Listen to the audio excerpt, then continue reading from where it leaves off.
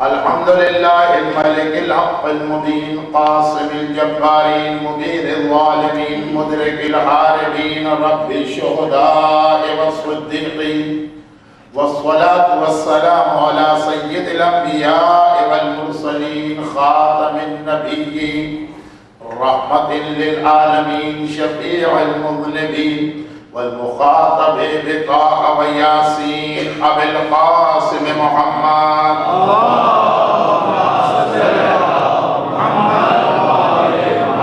وآله وعطرته الطيبين الطاهرين المعصومين المظلومين المنتجبين الميامين المكرمين سيما على بقية الله في الأراضين وحجته على العالمين الإمام المنتظر والحجة الثانية شرحجل اللهم له الفرج ولعنة الله على أعدائهم أجمعين أما بعد فقد قال الله عز وجل في كتابه المبين وقرآنه المتين وقرآنه المجيد وقوله الحق بسم الله الرحمن الرحيم وَلَنَبْلُوَنَّكُمْ بِشَيْءٍ مِّنَ الْخَوْفِ وَالْجُوعِ وَنَقْصٍ مِّنَ الْأَمْوَالِ وَالْأَنفُسِ وَالثَّمَرَاتِ وَقَالَ وَيَمْحُو اللَّهُ مَا يَشَاءُ وَيَثْبُتُ وَعِندَهُ أُمُّ الْكِتَابِ اللهم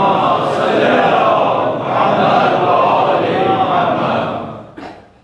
چونکہ باب الفوائد میں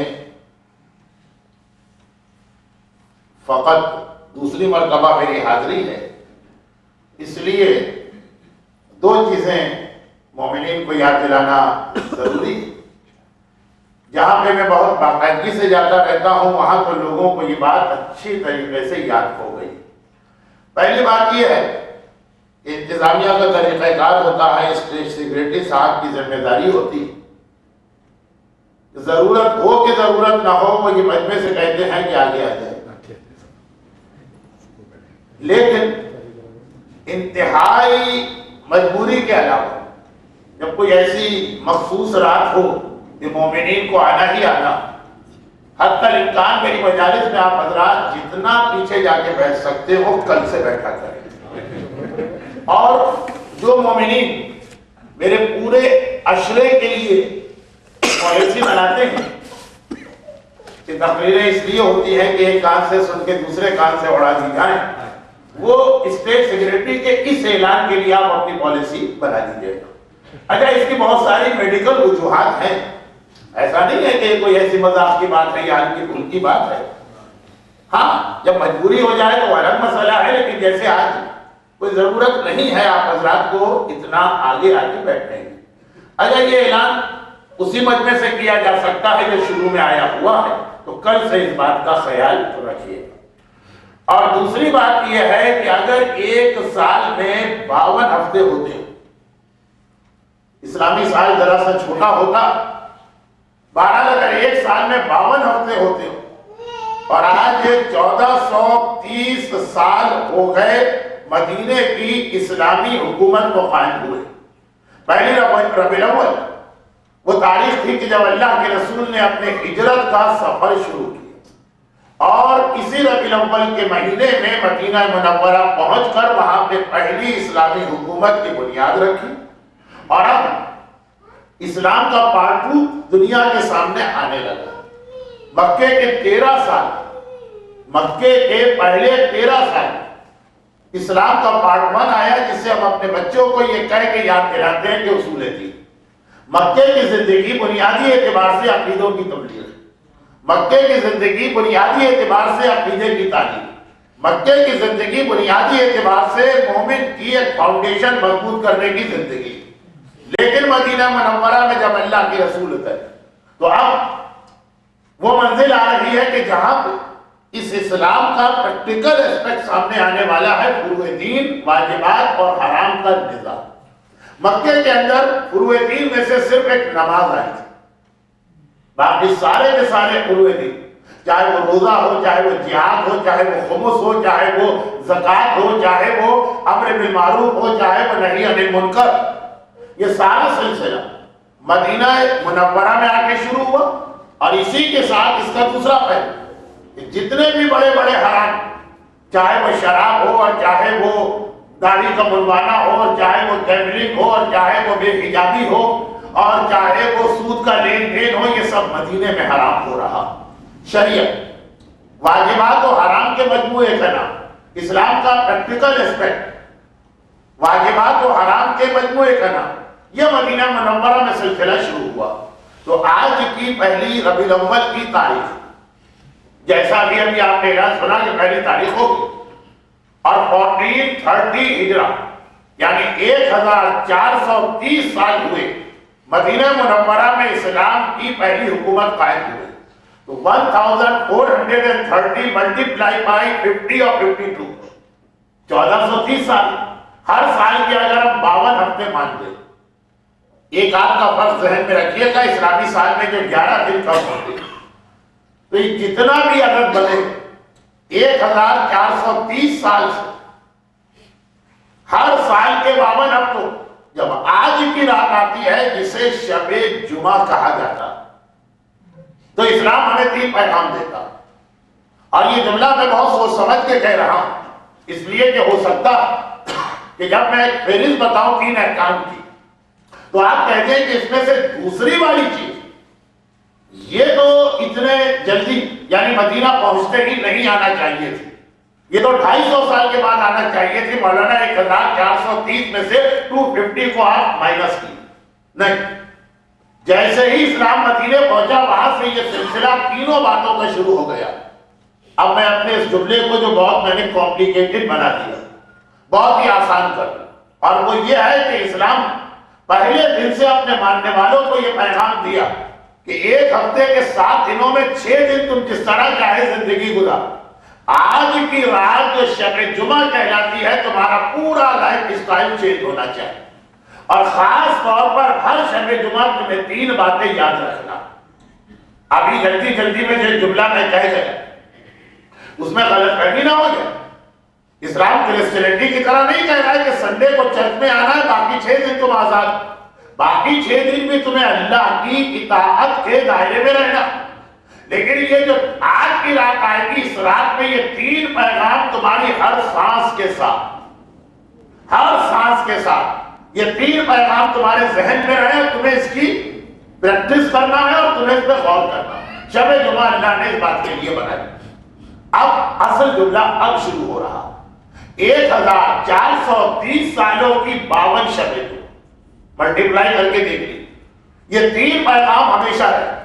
لیکن حالات دنیا کو دیکھنے کے بعد میں اس نتیجے میں پہنچ رہا ہوں کہ اس سال کی شبائے جمعہ جتنی اہم ہے اس سے پہلے کی شبائے جمعہ کبھی اتنی اہم نہ تھا۔ اور یہ جملہ جو میں نے کہا اس کی وضاحت سے پہلے صرف یہ بتانے کے لیے کہ اس جملے کے پیچھے میرا اپنا ایک مشاہدہ، خالی سنی سنائی بات نہیں، وہ بات میں کہہ رہا ہوں جو ذرا سا ممبر سے عجیب لگتی۔ ایام اضحیٰ کی پہلی تاریخ، ابھی آپ اسٹیٹ سیکریٹری صاحب سے اعلان سن رہے تھے کہ یکم محرم سے باب الحوائج سمیت دنیا بھر کے ہر عزا خانے اور امام باڑے میں سب عزا بج گئے۔ تو پہلی محرم سے لے کے آج پہلی ربیع الاول ساری دنیا کا اس انداز سے مجھے جائزہ لینے کا موقع ملا۔ ان 60 دنوں دنیا کے 5 کانٹیننٹ، میں ملکوں کی بات ہی تو نہیں کر رہا کہ تو میں کانٹیننٹس کی بات کر رہا ہوں، 5 بر اعظموں کا دورہ کر کے آیا۔ میری اپنی حیثیت کیا، میری اپنی حیثیت تو اتنی بھی نہیں کہ میں سے سادہ سے ڈاؤن ٹاؤن جا سکوں۔ یہ ممبر حسینی کی برکت ہے، اور مومنین کرام حسین کا ماتم اور غم لے کے دنیا کے ایسے ایسے علاقوں میں پہنچ چکے ہیں۔ یا بہت جلد یہ پیشین کوئی پوری ہونے والی ہے کہ آپ چاند پر بھی عباس کا علم اور حسین کا غم لے کے جائیں گے، شرق سے لے کے غرب تک، شمال سے لے کے جنوب تک، دنیا میں جہاں جہاں میں اس 2 مہینے کے اندر گیا، دیکھیں فقط 2 مہینے کے اندر آسٹریلیا، ایشیا، افریقہ، یورپ اور نارتھ امریکہ، پورے 5 بر اعظم، بلکہ ان میں سے بعض جگہوں پہ 2 3 دفعہ مجھے جانا پڑا۔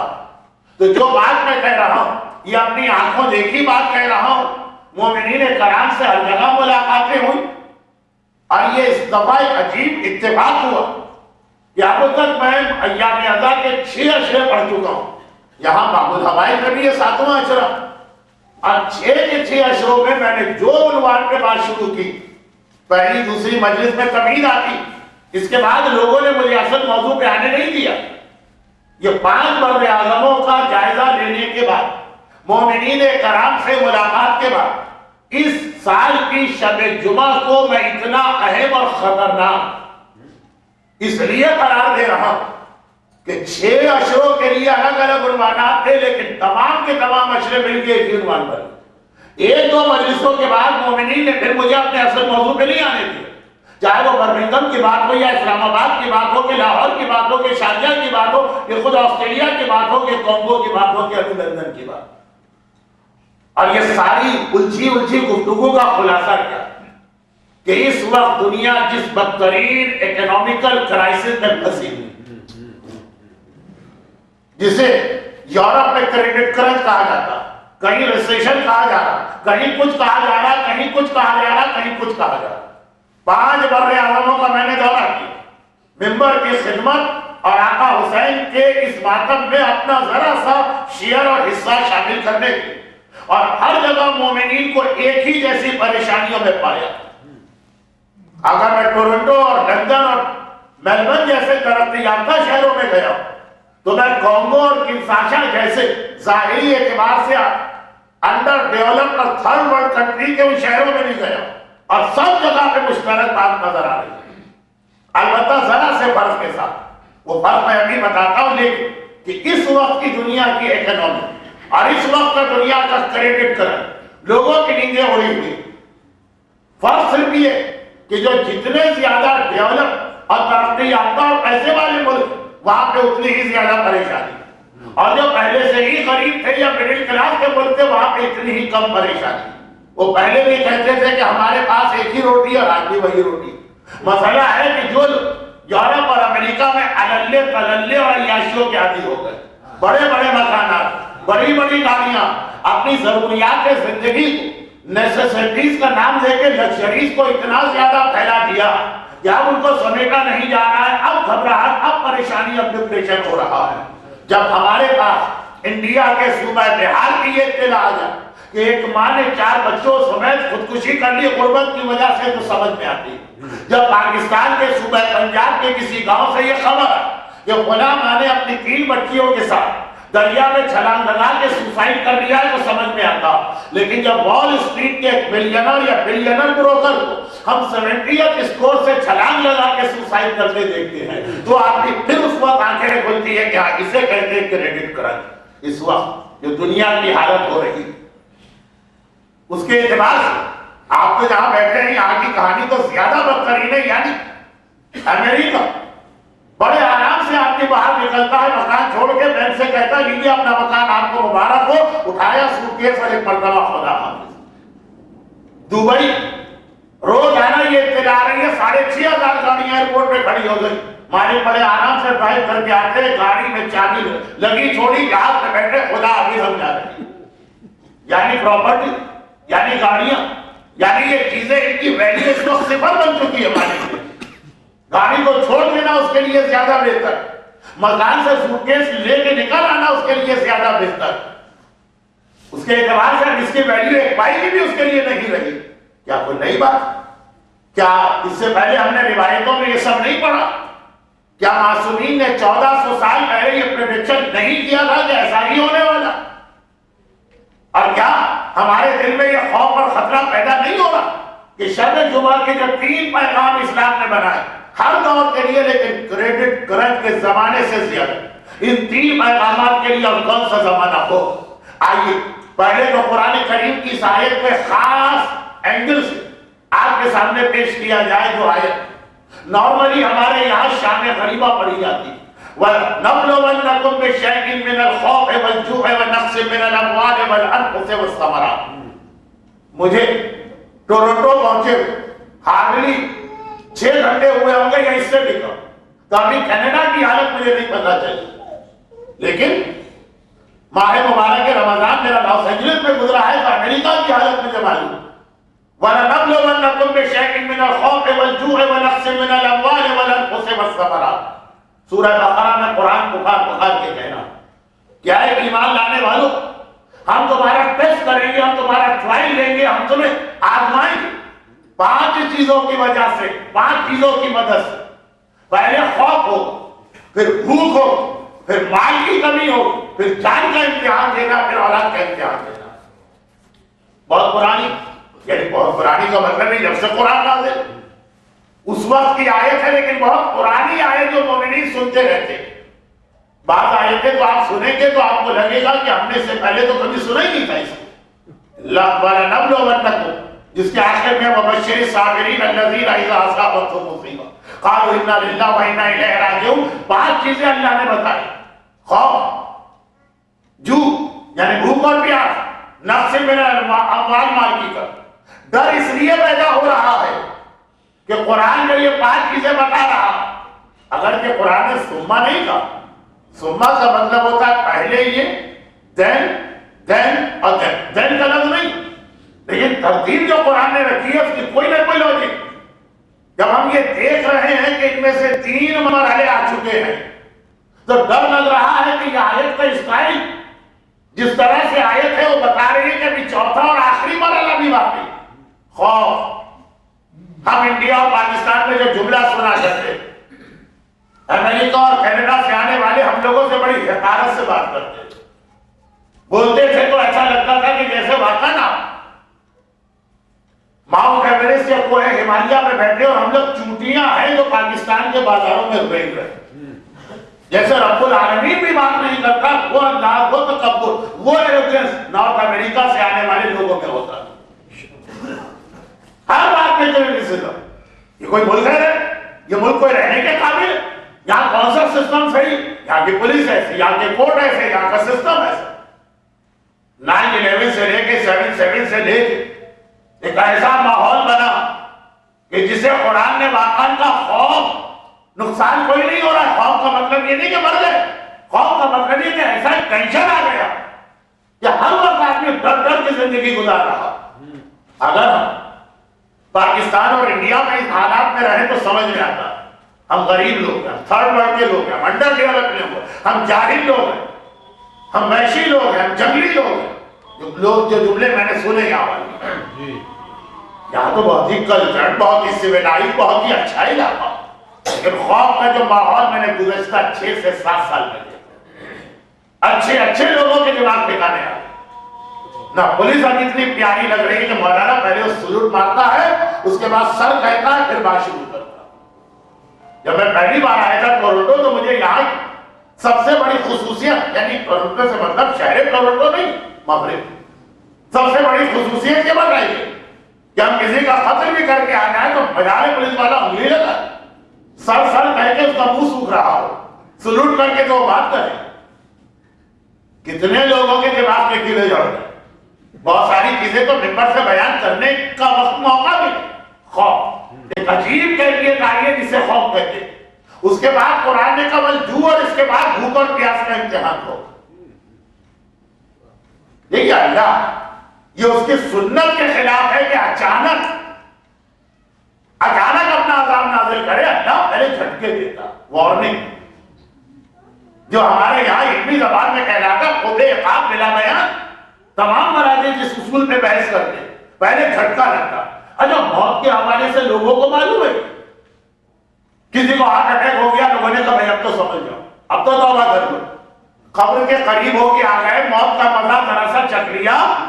اب دیکھیں، اور میں نے واقعا ایسے لوگوں کو بدلتے دیکھا، ایٹ لیسٹ 4-6 مہینے کے لیے تو ان سے زیادہ شریک کوئی نہیں ہوتا، جھٹکا لگتا ہے۔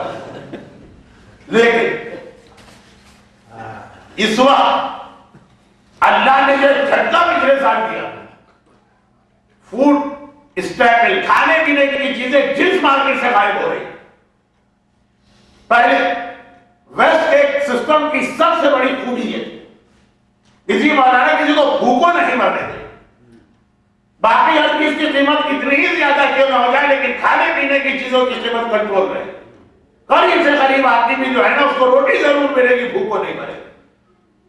آٹے اور چاول کی قیمتیں بڑھتے اور اس کے بعد ان کی شارٹیج ہوتے. میں نے خود ویسٹ میں دیکھا کسی خاص شہر کو.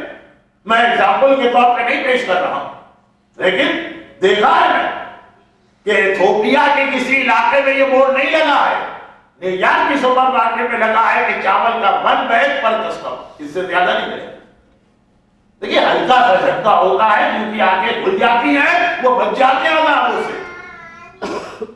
اور جو زیادہ سائنس کرنے لگتے ہیں, نہیں مولانا اس کا تو یہ ریزن نہیں ہے بلکہ وہ ریزن ہے, اور انفلیشن ہے, اور یہ مارکیٹ اکنومی ہے, اور یہ ہمکا ہے, اور یہ ڈھمکا ہے, اور ہر عذاب خدا کی کوئی نہ کوئی لوجک ڈھونڈ لیتے. زلزلہ بھی عذاب خدا میں ایک ہے, لیکن آگے بچے ہم کو بٹی پڑھاتے. نہیں مولانا وہ دنیا کچھ پلیٹس کے اوپر ہے, یہ پلیٹ جب ایک دوسرے سے ٹکراتی ہیں اور رگڑ کھاتی ہیں تو یہ ہوتا ہے وہ ہوتا ہے. مولانا لوگ بھی کہاں کی بات کہاں مل جاتے ہیں, بس جو یہ سب کرتے رہتے ہیں انہیں کے اوپر ایسا دام آتا ہے کہ نام نشان مٹ جاتا ہے. اور قوم یونس قوم نوح کے حوالے سے بات میں کئی دفعہ ٹورنٹو میں بھی کہہ چکا ہوں. اگر کہ میں اس وقت ٹورنٹو میں نہیں بیٹھا ہوں, مسیساگا میں بیٹھا ہوں, اس لیے ایک دو باتیں میں ریپیٹ کروں گا, لیکن ابھی پہلے تبھی تو ہو جائے. قرآن کی آیت کا میں سیکوینس بتا رہا ہوں. قرآن نے کہا کہ خوف کا ایک ماحول بنے گا, پھر بھوک کا. ایتھوپیا کے اندر بھوک سمجھ میں آتی ہے, لیکن آہستہ آہستہ جس طرح قریب آ رہی ہے. اور پھر قرآن نے کہا وَنَقْصٍ مِّنَ الْأَمْوَالِ, مال کی کمی. مال کی کمی کسے کہتے ہیں؟ مال کی کمی اسی چیز کا نام ہے کہ مال ہے, ویلیو اس کی زیرو ہوگی. مکان ہے, لیکن آپ نے کہا مکان میں رہنے سے بہتر ہے مکان چھوڑ دینا. گاڑی ہے, آپ نے کہا گاڑی چلانے سے بہتر ہے گاڑی پارکنگ میں کھڑی کر کے بھاگ جانا. چیزوں کی قیمت زیرو ہوگی, زیرو.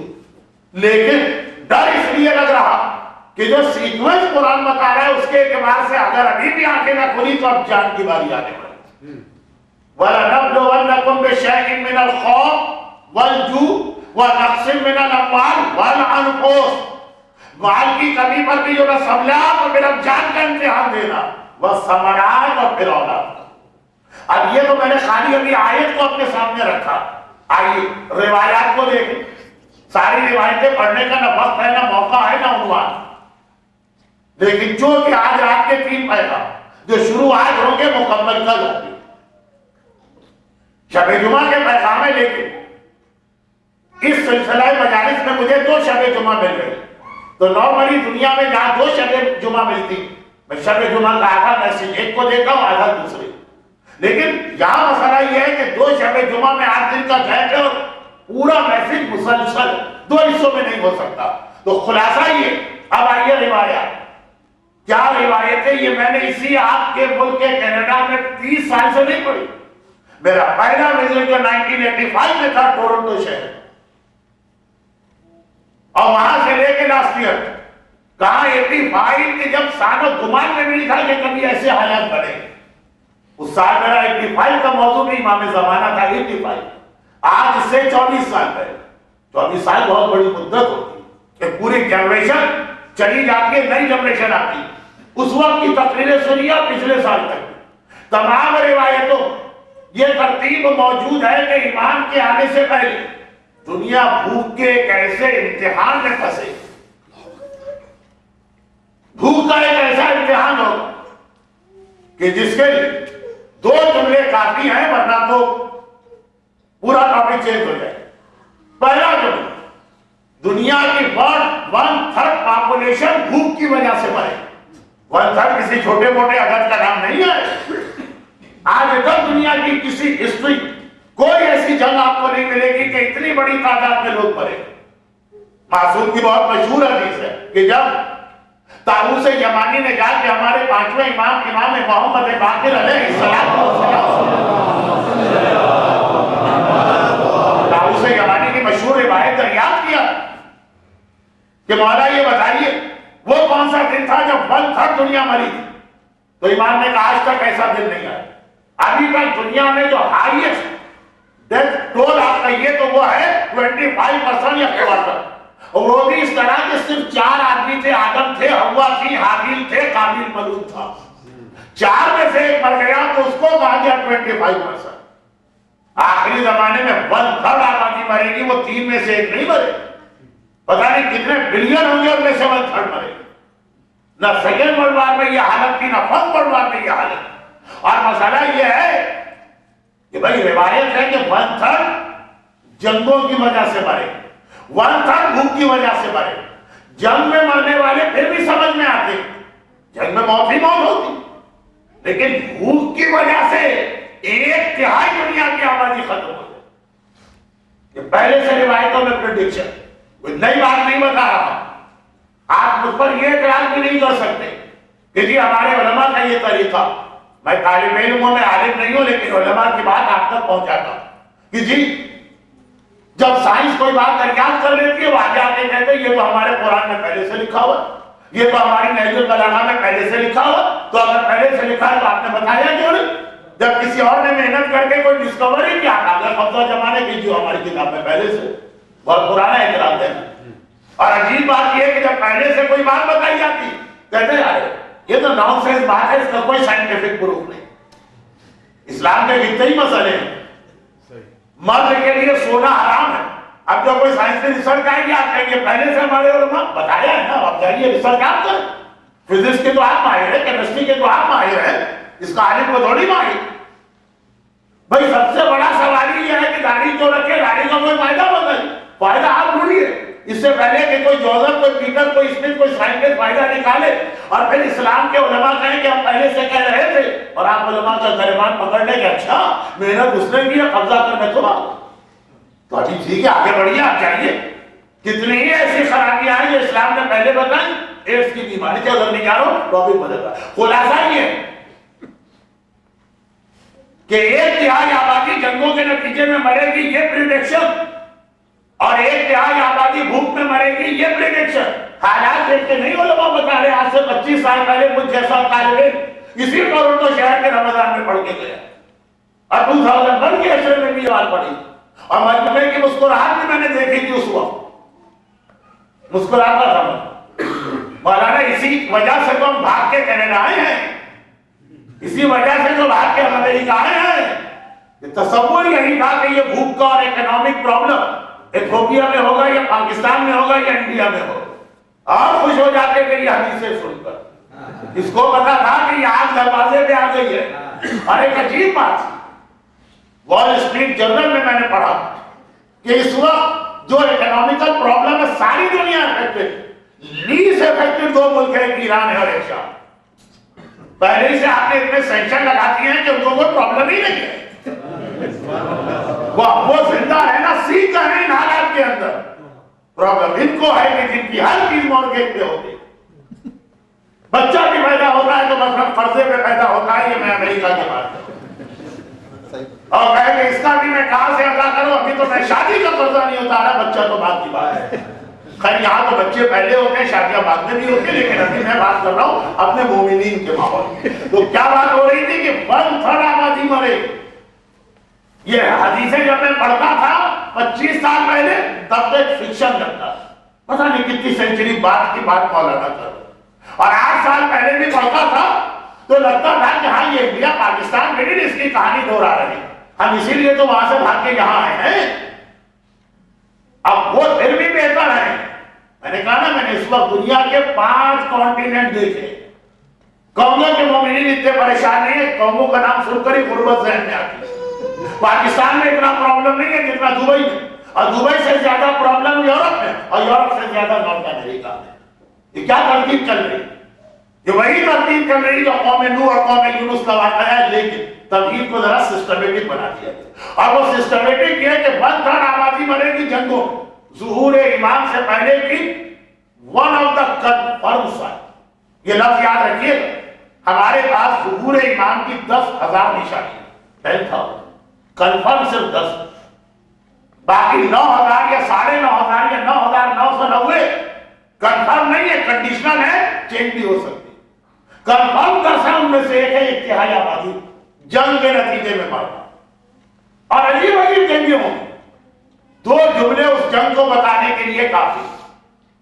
اور یہ پیغمبر کی حدیث ہے جو برادران اہل سنت کے پاس بھی اور ہمارے پاس. عجیب جنگیں ہوں، مارنے والے پر ہی پتا ہوگا جسے میں مار رہا ہوں تو آخر کیوں مار رہا ہوں، اس کا مجھ سے اختلاف کیا، اس کا مجھ سے جھگڑا کیا، اس کو پتہ ہی نہیں چلے اور مار رہا ہے. جیسا اس کو برین واش کیا یا آرڈر ملا. ایک تو ہوتا ہے نا کہ ہمارے ملک میں کسی نے اٹیک کیا, ہم نے دفاع میں مارا سامنے والے کو, سمجھ میں آیا. ہمارے ملک میں انٹرول اس کو روک رہے. دنیا کے کسی ملک کا آدمی کسی اتنی دور جگہ جا کے مارا ہو تو بتائیں گے کہ آخر ان کو کیوں مارا, وہ مار رہا. اور مرنے والے کو نہیں پتا کہ میں نے اس کا کیا بگاڑا ہے جو میں مر رہا ہوں. نہ مرنے والے کو پتا کہ میری غلطی کیا ہے, نہ مارنے والے کو مارے گا, خون بہاؤ. یہ ہوگی 1/3 آبادی والی چلیے, اور پھر 1/3 آبادی ملے گی مرے گی بھوک کی وجہ. اور وہ ایک جملہ میں اکثر پڑھتا ہوں کہ اللہ کے رسول کہتے ہیں کہ جب میرا بیٹا ظاہر ہوگا. مجھ سے پہلے تو کلام پڑھا جا رہا تھا زمانے کے امام کا, جب وہ ظاہر ہوں گے تو پیغمبر کی حدیث صحیح بخاری میں بھی اور بہار میں بھی, کہ جب ایک پرندہ 70 دن تک مسلسل اڑتا ہے. اب اس زمانے میں کوئی ہوائی جہاز یا پلین تو تھے نہیں کہ پیغمبر اس کی مثال کہا, اگر ایک پرندہ 70 دن مسلسل اڑ رہا وداؤٹ اینی بریک, اڑ رہا 70 ڈیز, ایک بارش اسے زمین نظر نہیں آئی. ایک بارش چھوٹی انگلی سے لے کے انگوٹھے کا حصہ جسے وضو میں دھونا واجب, اور خاتون حجاب میں صرف اتنا حصہ کھول سکتی ہے, باقی سارا چہرہ چھپانا واجب. وہ ایک بارش اتنی زمین بھی نظر نہیں آئی. لوگوں کی سمجھ میں نہیں آیا کہ رسول کہہ کیا رہے. یا رسول اللہ اس کا مطلب کیا؟ کہا لاشوں پہ لاشیں, لاشوں پہ لاشیں, ڈیڈ باڈی پہ ڈیڈ باڈی اس طرح ایک دوسرے پہ پڑی ہوگی کہ 2 لاشوں کے بیچ میں ایک بارش خالی زمین نہیں ہوگی. اس میں آدھے لوگ مرے جنگ کی وجہ سے اور آدھے لوگ مرے بھوک کی وجہ سے. اور یہ منظر ہم نے دیکھا ہے. کہاں دیکھا؟ ابھی انسانوں کا نہیں دیکھا, ابھی بکروں کا دیکھا. جو لوگ 90s اور 80s میں یا اس سے پہلے حج کر چکے, حج کا تفریح واجب ہوتا تھا مینا میں جا کے سلاٹرنگ ہاؤس میں بکرا ذبح کی. آج کل تو سسٹم ایسا بن گیا ہے کہ حاجی نہیں جاتا, جو گروپ لیڈر ہوتے ہیں وہ اس کو آرگنائز کرتے. اس وقت جب ہم جاتے تھے بکرا ذبح کرنے کے, یہ کیفیت تھی بکروں پہ بکرا, بکرے پہ بکرا, بکرے پہ بکرا, زمین پہ چلتے ہی نہیں تھے. بکروں کے پیٹ میں قدم رکھ کے چلتے. وہ بکرے تھے اور وقت آنے والا انسان. اور کسی عام آدمی نے نہیں کہا, کسی عام میڈیا کی خبر نہیں ہے, کوئی گوسپ وغیرہ نہیں ہے, پیغمبر کی حدیث. مگر جو دوسرا جملہ اس کا, میرا جملہ کیا تھا کہ بھوک کیسی ہوگی؟ 2 چیزوں سے سمجھئے. نمبر 1, 1/3 دنیا اس سے مرے. جنگ کے نتیجے میں مرنا سمجھ میں آتا ہے, لیکن روٹی نہ ملنے کی وجہ. اور دوسرا جملہ جو ہے نا, یہ حقیقت بتا رہا, جو ابھی میں نے دبئی کی گاڑیوں اور امریکہ کے مورگیج والے مکانات کے حوالے سے کہا. دوسرا جملہ کیا ہے؟ یہ بات کو سمجھانے کے لیے کس ٹائم معصوم فرماتے ہیں, بلکہ کنز العمال ملا متقی ہندی اہل سنت کی بہت ہی معتبر کتاب, انہوں نے یہ حدیث رسول اللہ سے کوٹ کی. یعنی شیعہ سنی میں کامن حدیث کہ غیرت مند باپ اپنی جوان بیٹی کو بازار میں لائے اور کہے گا کہ 1 وقت کی روٹی کے بدلے میری بیٹی مجھ سے خرید. 1 وقت کی روٹی بیٹی بیچے اور کوئی بڑی چیز لے تو کچھ سمجھ میں آتا ہے. 1 وقت کی روٹی. اس میں جو دوسرا میسج, پہلا میسج تو سمجھ میں آ گیا کہ ایسی بھوک ہو, مگر ایک دوسرا میسج بھی ہے. بیٹی کو بیچ کر روٹی کیوں لے رہا؟ اس لیے کہ ساری کرنسیز جو ہے نا وہ 0 پہ آ گئے. یہ نوٹ جو ہے نا, یہ نوٹ جو ہے نا آلموسٹ رتی پیپر بن جائے, کوئی ویلیو ہی نہیں رہے. اکویٹی جو ہے ہر چیز کی 0 ہوگی, بس وہی روٹی اس وقت قیمتی بنے. کیا اس وقت لوگوں کے پاس سونا نہیں ہوگا سونا, لیکن آپ مارکیٹ میں سونا لے کے جائیے, لوگ کہیں گے ہمیں نہیں چاہیے سونا, ہم روٹی دینے کو تیار نہیں ہے. روٹی گریک مائتھالوجی. اب یہ سارا آپ حضرات کا ڈپارٹمنٹ ہے, مجھ جیسا مدرسے کی اور مسجد کی اور ملا کی اور مسجد کے اجرے تک, اس کو یہ ساری باتیں کیا معلوم, لیکن جو تھوڑا بہت آپ لوگوں سے سنا ہے گریک مائتھالوجی, اس میں کنگ میڈاس کا تذکرہ, جس کی بڑی خواہش و تمنا تھی کہ مجھے بہت سونا مل جائے, پیور گولڈ, گولڈ. اور ادھر لگاؤ زمانے کے جو دیوی ہیں, دیوتا ہیں, ساری نان سینس باتیں, لیکن حکمت یا اس کا میسج بہت واضح ہے. آخر اسے یہ پاور مل گئی, اور ایسے مل گئی جس چیز کو ٹچ کرو گے سونا بن جائے. تو خوشی تمہارے خدا کی سوال. پہلے تو اس نے ایک ایک کر کے چیزوں کو ٹچ کرنا شروع. پلیٹ کو چھوا تو سونا بن گئی, کرسی کو چھوا تو گولڈ بن گئی, ڈریس کو چھوا تو اب خوش ہوتا جا رہا. لیکن بہرحال ایک وقت پیاس لگ, جلدی سے پانی منگوا کے پانی پیا, جیسے ہی پانی ہونٹوں سے ٹکرایا پانی گولڈ بن گیا. پی لو سونا. جب پیاس لگی ہے تو سونا کام نہیں آئے گا, پانی ہی چاہیے. بھوک کی شدت میں ہاتھ آگے بڑھائے روٹی کھانے کے لیے, روٹی کو چھوا بن گئی سونے. کھا لو روٹی. سونا نہیں کھایا جاتا, اس سے پیٹ نہیں بھرتا ہے. بیٹی سے بڑی محبت ہے, بھاگتی نہیں آئی, بات میں بوسا دیا, بن گئی سونے. رو دیا اپنے دیوی دیوتا کے سامنے, میری طاقت واپس لے لو. ایک وقت آتا ہے کہ سونا کام نہیں آئے گا, روٹی کام آئے گی. سونا کام نہیں آئے گا, پانی کام آئے گا. پیغمبر کی حدیث کے بیٹی کو بیچ کے آدمی جائیداد نہیں لے گا, گاڑی نہیں لے گا, گولڈ نہیں لے گا, ڈالر نہیں لے گا, پاؤنڈ نہیں لے گا, روٹی لے گا. کیوں؟ ڈالر ہو گئے پاؤنڈ, صرف ردی کاغذ بن گئے, جائیداد کی ویلیو زیرو ہو گئی. جیسا میں نے ابھی کہا کہ آپ کے پاس یا آپ کی بیوی کے پاس کتنا ہی سونا, بھوک لگے گی تو یہ سونا بیکار ہے, بھوک لگے گی, پیاس لگے گی تو یہ سونا بیکار. جس کے ہاتھ میں روٹی ہوگی وہ سب سے قیمتی ہے. آج شیئر مارکیٹ کے اندر بلین لگانے والے کے جو بلین کا ڈاکومنٹ ہے نا, وہ بالکل ایک ردی کاغذ, کوئی اس کی ویلیو نہیں رہی, زیرو پہ آ گئے شیئر بہت سارے. جاؤ ٹوائلٹ پیپر کے طور پہ یوز کر لو تو شاید پھر بھی کوئی کام دے. غور کوئی ویلیو نہیں. مکانات, ڈاکومنٹ, شیئر. ابھی دیکھیں خالی جھٹکا ہے, میں یہ نہیں کہہ رہا ہوں کہ یہ عذاب خدا نہیں, ابھی نہیں عذاب خدا, میں الٹی بات کہہ رہا ہوں, نہیں ہے یہ عذاب خدا, ابھی just starting, tip of the ice برگ جسے انگریزی میں کہتے ہیں. ابھی بھی سمجھ جاؤ. اور یہ ساری چیزیں روایتوں میں پہلے سے آئی تھی. آج میں پہلی بار نہیں پڑھ رہا, مجھ جیسا طالب علم 25 سال سے اسی ٹورنٹو میں پڑھ رہا. علماء تو 1400 سال سے لکھ رہے ہیں. کوئی نئی بات نہیں ہے, ساری چیزیں ٹھیک لے لی. اسی حوالے سے ڈر کس بات کا لگ رہا ہے, وہی کہ جو ترتیب قرآن کریم بتا رہا, اسی ترتیب سے وہی سیکوینس آج کل ہمارے سامنے آ رہا ہے. خصوصاً بیسٹ خوف, بھوک, مال کا آلموسٹ ویلیو لیس ہو جانا, زیرو پہ ہے. قرآن نے کہا پھر جان کا امتحان. اگر اسی طرح سے ہی آگے بڑھتی رہی چیز تو اللہ نہ کرے کہ پھر اس مرحلے میں ہم داخل ہوں. ہر شب جمعہ, ایوری شب جمعہ جو 3 میسج اسلام ہم کو دیتا, وہ تینوں جو ہیں اس پرابلم کو روکنے والے. اللہ, رسول اور امام ڈیسائیڈ نہیں کر رہے, کنڈیم نہیں کر رہے, وہ ایسے ڈاکٹر پہلے مرض ڈائیگنوز کر رہے ہیں, پھر اس کا سلوشن بتا رہے ہیں. وہ سلوشن ایوری شب جمعہ کی 3 چیزیں. مگر پوری اسلامک, پوری ہیومن ہسٹری نہیں چلے, اسلامک ہسٹری, پوری اسلامک ہسٹری ایسا کریڈٹ کرنچ کب آئے. پوری اسلامک ہسٹری میں جان کا اس انداز سے ضائع ہونا, مارنے والے کو یہ نہیں پتا کس کو مار رہا ہوں, کیوں مار رہا ہوں, کہاں مار رہا ہوں.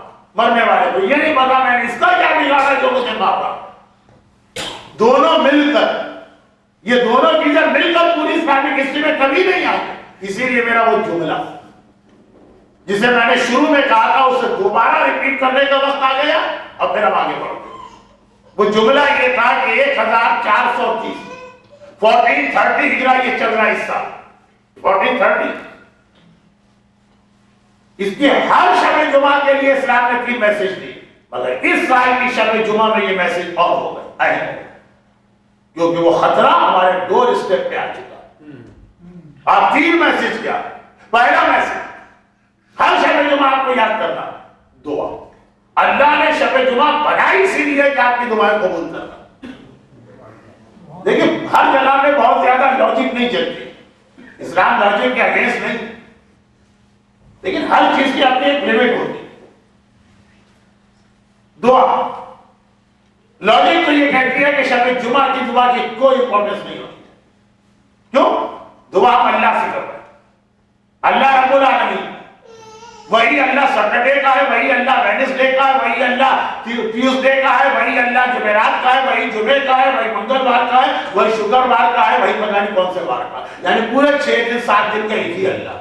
ایسا تو نہیں کہ ڈیوٹی چینج ہوتی 6 دن کوئی اور اللہ ہے، آج کوئی بڑا طاقتور اللہ آ گیا تو اس نے ہماری بات نہ مانی تو اس سے اپنی بات منوا. دیکھیں لاجک، پیور لاجک یہ، کوئی اہمیت نہیں شب جمعہ کی، جمعہ آگے بڑھے گا. اور کوئی اہمیت نہیں شب قدر. شب قدر میں کون دعا قبول کر رہا؟ وہی اللہ نا، جو باقی سال میں بھی وہی اللہ، تو دو اللہ کو نہیں. کوئی اہمیت نہیں ہے خانہ کعبہ کی دعا. خانہ کعبہ میں دعا مانگو کہ کیسینو میں جا کے دعا مانگو، ایک ہی بات. خانہ کعبہ میں دعا مانگو کہ مثلاً پب میں یا شراب خانے میں جا کے دعا مانگو. دیکھیں ریزن ہے، لاجک. مولانا کیا کعبے کا اللہ اور ہے اور شراب خانے کا اللہ اور؟ ہم کہیں گے اللہ تو ایک ہی اللہ. جب ایک ہی اللہ دونوں جگہ تو کعبے میں جانے میں کیا خصوصیت؟ کیوں ہم اتنا پیسہ خرچ کریں، اتنا ٹائم لگا؟ بھائی اللہ تو یہاں پر بھی. دعا اتنی زیادہ لاجک اور ریزننگ چلاتے رہیے، اور دعا جیسی اہم ترین ریمیڈی اور سولوشن جو اللہ نے آپ کو اسی لیے دیا کہ کریڈٹ کرنچ آپ کو گھیرے میں ڈالے. جب 1/3 آبادی جنگوں میں مر رہی ہے تو آپ بچ جائیں. جب 1/3 آبادی بھوک میں مر رہی ہے تو آپ بچ جائیں. جب لوگوں کے dollar, pound, pure gold shares کے لاکھوں کے بلین کے ڈاکومنٹ زیرو بن رہے ہیں تو آپ بچ جائیں. اس کے لیے اللہ نے دعا ہم کو بتائی، دعا کا انسٹیٹیوشن دیا، ایک ایسا ٹول دعا کا دیا. بلکہ یہاں پہ جملہ ٹائم سے پہلے کہہ دوں کہ اصل میری 7 مجالس یا 8 تقریریں ہوں گی. 8ویں تقریر جو ہے وہ عید الزہرا کی خوشی ہوگی. 7 تقاریر. اس کا عنوان کیا تھا؟ اصل عنوان یہ ہے کہ اللہ نے مومن کو 3 ایسی چیزیں دی جن سے مومن اللہ کی تقدیر کو بدل سکتا ہے. اللہ نے تقدیر میں ایک چیز لکھی ہے، آپ اللہ کی تقدیر کو مٹا سکتے ہیں. آپ نے کوئی پاور. لیکن یہ باتیں کل سے آئیں گی، آج ٹائم بہت گزر گیا. خلاصہ یہ کہ دعا پیور ریزننگ کا نام نہیں. ایک ہی اللہ پورے 7 دن کا اللہ ہے، لیکن جمعرات کی دعا کی جو طاقت ہے یہ باقی 6 دن کی نہیں. وہی اللہ ساری کائنات میں ہر جگہ موجود ہے، لیکن جو کعبے کی دعا، جو جنت البقیع کی دعا ہے، جو کربلا مولا کی دعا ہے، جو نجف اشرف کی دعا ہے، جو مشہد مقدس کی دعا ہے، جو زینبیہ شام میں زینب کبریٰ کے روضے کی دعا ہے، ایسی دعا، ایسی طاقت پر دعا، اتنی فاسٹ دعا کہیں نہیں ملے گی. وہی اللہ ہر جگہ. لیکن یہ طاقت رکھے. اور اسی حوالے سے جملہ اس لیے کہے کہ مجھے ڈر لگ رہا ہے کہ جب موضوع بہت پھیل جائے گا تو شاید یہ جملہ میں اپنے وقت پہ نہ لا سکوں. تو آج سے وہ یہ کہ اگر کہ اسلام تاریخوں کا سارا سسٹم چاند کے حساب سے، شب جمعہ کون سی ہے؟ فرائیڈے نائٹ کسے کہیں گے انگریزی میں؟ فرائیڈے کے بعد جو کل رات آ گئی. اسلام کسے کہیں گے؟ جو آج آ گئی. جو فرائیڈے نائٹ ہے اسلام. ولادت، شہادت، تاریخ ڈیٹ. ایک صرف تاریخ ایسی ہے جو اسلام نے انگریزی حساب سے رکھی، اور وہ ہے نوروز. اور چونکہ نوروز بہت قریب آ رہا، آج 26 فروری کو ختم ہو گئی، مشکل سے 20-22 دن. اور قبولیت دعا کی اہم ترین تاریخوں میں سے ایک تاریخ. اگر نوروز کے حوالے سے ہمارے یہاں دو ایکسٹریم. ایک وہ لوگ ہیں جو نوروز کو بالکل ہی نانسنس بات کہتے ہیں اور کہتے ہیں کہ یہ مجوسی آتش پرست پارسیوں کا ایک تہوار ہے جو ایرانیوں نے رائج کر دیا. اپنے لوگ بھی کہتے ہیں. اور ایک اس ایکسٹریم پر ہے کہ نوروز بالکل اس طرح سے فالو کرتے ہیں جیسے جنتری میں لکھا ہوا. بادشاہ کون ہے؟ کیا پتا کون بادشاہ؟ نہیں مولانا نوروز کا بادشاہ. میں نے کہا یہی پتا نہیں کہ نوروز کو کوئی بادشاہ ہوتا. کون سی سواری پہ بیٹھ کے آیا؟ چائنیز نیو ایئر میں سواری وواری ہوتی ہے، اسلام کے نیو ایئر میں نہیں ہے. لیکن یہی سوال ہوتا. یہ بہت کم لوگ پوچھتے کہ نوروز کے اثر کراس دکھتا. مولانا صاحب رنگ کیا ہے؟ کیونکہ رنگ کے اعتبار سے مٹھائیاں اور پھل جمع کیے جاتے. نیلا رنگ ہے تو نیلے پھل ہوں گے، ہوتے نیلے پھل، اور نیلی مٹھائیاں ہوں گی. اور اودھا رنگ ہے تو اودھے پھل اور اودھی مٹھائیاں ہوں گی. اب دیکھیں اس پہ ریسرچ ہو رہی. نماز کے واجبات کیا ہے، حج کس پر واجب ہے، خمس کیسے دیا جاتا ہے، یہ کسی کو نہیں پتا. مولانا وہ کلر جو ہے نا نیلا بلو کلر کے کون کون سے پھل ہیں اس کے اوپر لسٹیں بن رہی ہیں پاکستان میں. بچے بوڑھے سب کو اس کام میں لگا دیا. جنتری میں جو لکھا ہے وہ پورا نوروز. سواری، رنگ، بادشاہ، اس کا کوئی اسلام سے تعلق نہیں. لیکن ہے نوروز کا اسلام سے تعلق. نہ وہ چیز غلط صحیح ہے کہ یہ نوروز ہے ہی نہیں اسلام، اور نہ یہ غلط ہے کہ پورا وہ نوروز اسلام میں جو جنتری میں آیا. نوروز کی اہمیت غسل، نوروز کی نماز، اور اہم ترین بات جب ٹائم آتا ہے نوروز کا، جو ہم پاکستان میں پانی میں گلاب کا پھول رکھ کے بیٹھتے تھے، وہ پھول گھومتا ہے، آج بھی گھومتا ہے، جس وقت پوری دنیا جو ہے وہ چینج ہو رہی ہوتی، وقت تحقیق، اس وقت کی دعا. اور دعا بھی کتنی اسٹرانگ ہے کہ یا مقلب القلوب والابصار یا محول الحال والاحوال حول حالنا الی احسن الحال، اے حالتوں کو بدلنے والی ہماری حالت چینج کر کے بہترین حالت بنا. یہ جو وقت ہے بالکل ایگزیکٹ کیلکولیشن والا ٹائم معلوم کیجئے. اس وقت اگر آپ کو کوئی ایسی دعا مانگنا جس کے اندر آپ بیٹر حالت چاہتے ہیں، جو بیٹر والی دعا، وہ اس کا ٹائم. اور سال میں صرف ایک بار آتا ہے، یہ مس ہو گیا تو نیکسٹ ایئر تک انتظار کریں، پورا سال آپ کا پرابلم آ سکتا. اب دیکھیں بیٹر اس وقت کی جو آپ کی ایگزسٹنگ حالت ہے اس سے اچھی حالت. ہو سکتا ہے کہ کوئی آدمی مریض اور اسے اپنی بہتر حالت چاہیے یا اس سے یہ ویلڈ چیز ہے، یہ حالت بہتر. ہو سکتا ہے کوئی آدمی اکنامیکل پرابلم ہے یا کریڈٹ کرنٹ نہیں یا ریسیشن میں پھنسا، حالت بہتر کرنا یہ بالکل اس کے اندر آ جائے. ہو سکتا ہے کہ کسی کی بیٹیاں بیٹھی ہوں شادی نہیں ہو رہی، یہ بالکل اس میں آ کے حالت اچھی بنانا. اور کسی کی شادی ہو چکی اولاد نہیں، حالت بہتر بنانے کی ایگزامپل اس پڑھے لکھے بننے کو کیا، صرف یہ یاد دلانے کے کہ 22 دن کی یہ تاریخ یاد رکھے. سپر مارکیٹ میں جا کر یا پھل کی دکان پہ جا کے خالی رنگوں کے پھل جمع نہ کیجیے گا، اس ٹائم کو یاد کیجیے گا، اس وقت کی دعا جس میں آج کا سب سے بڑا پرابلم. میں نے صحت کی بات کی، مسئلہ ہے. میں نے روزی کی بات کی، مسئلہ ہے. میں نے بیٹیوں کی شادی کی بات کی، مسئلہ ہے. اولاد نہ ہونے کی بات. لیکن میرے حساب سے آج کا سب سے بڑا مسئلہ وہ یہ ہے کہ اولاد غلط راستے پہ جا رہی ہے، اس کو وہاں سے ڈائیورٹ کر سیدھے راستے پہ لا. یہ جو جن کے گھر میں یہ پرابلم ہے ان کو معلوم ہے کہ کتنا بڑا پرابلم. حالت بہتر بنا نوروز کی اس دعا کے ٹائم کو مس کر دیا.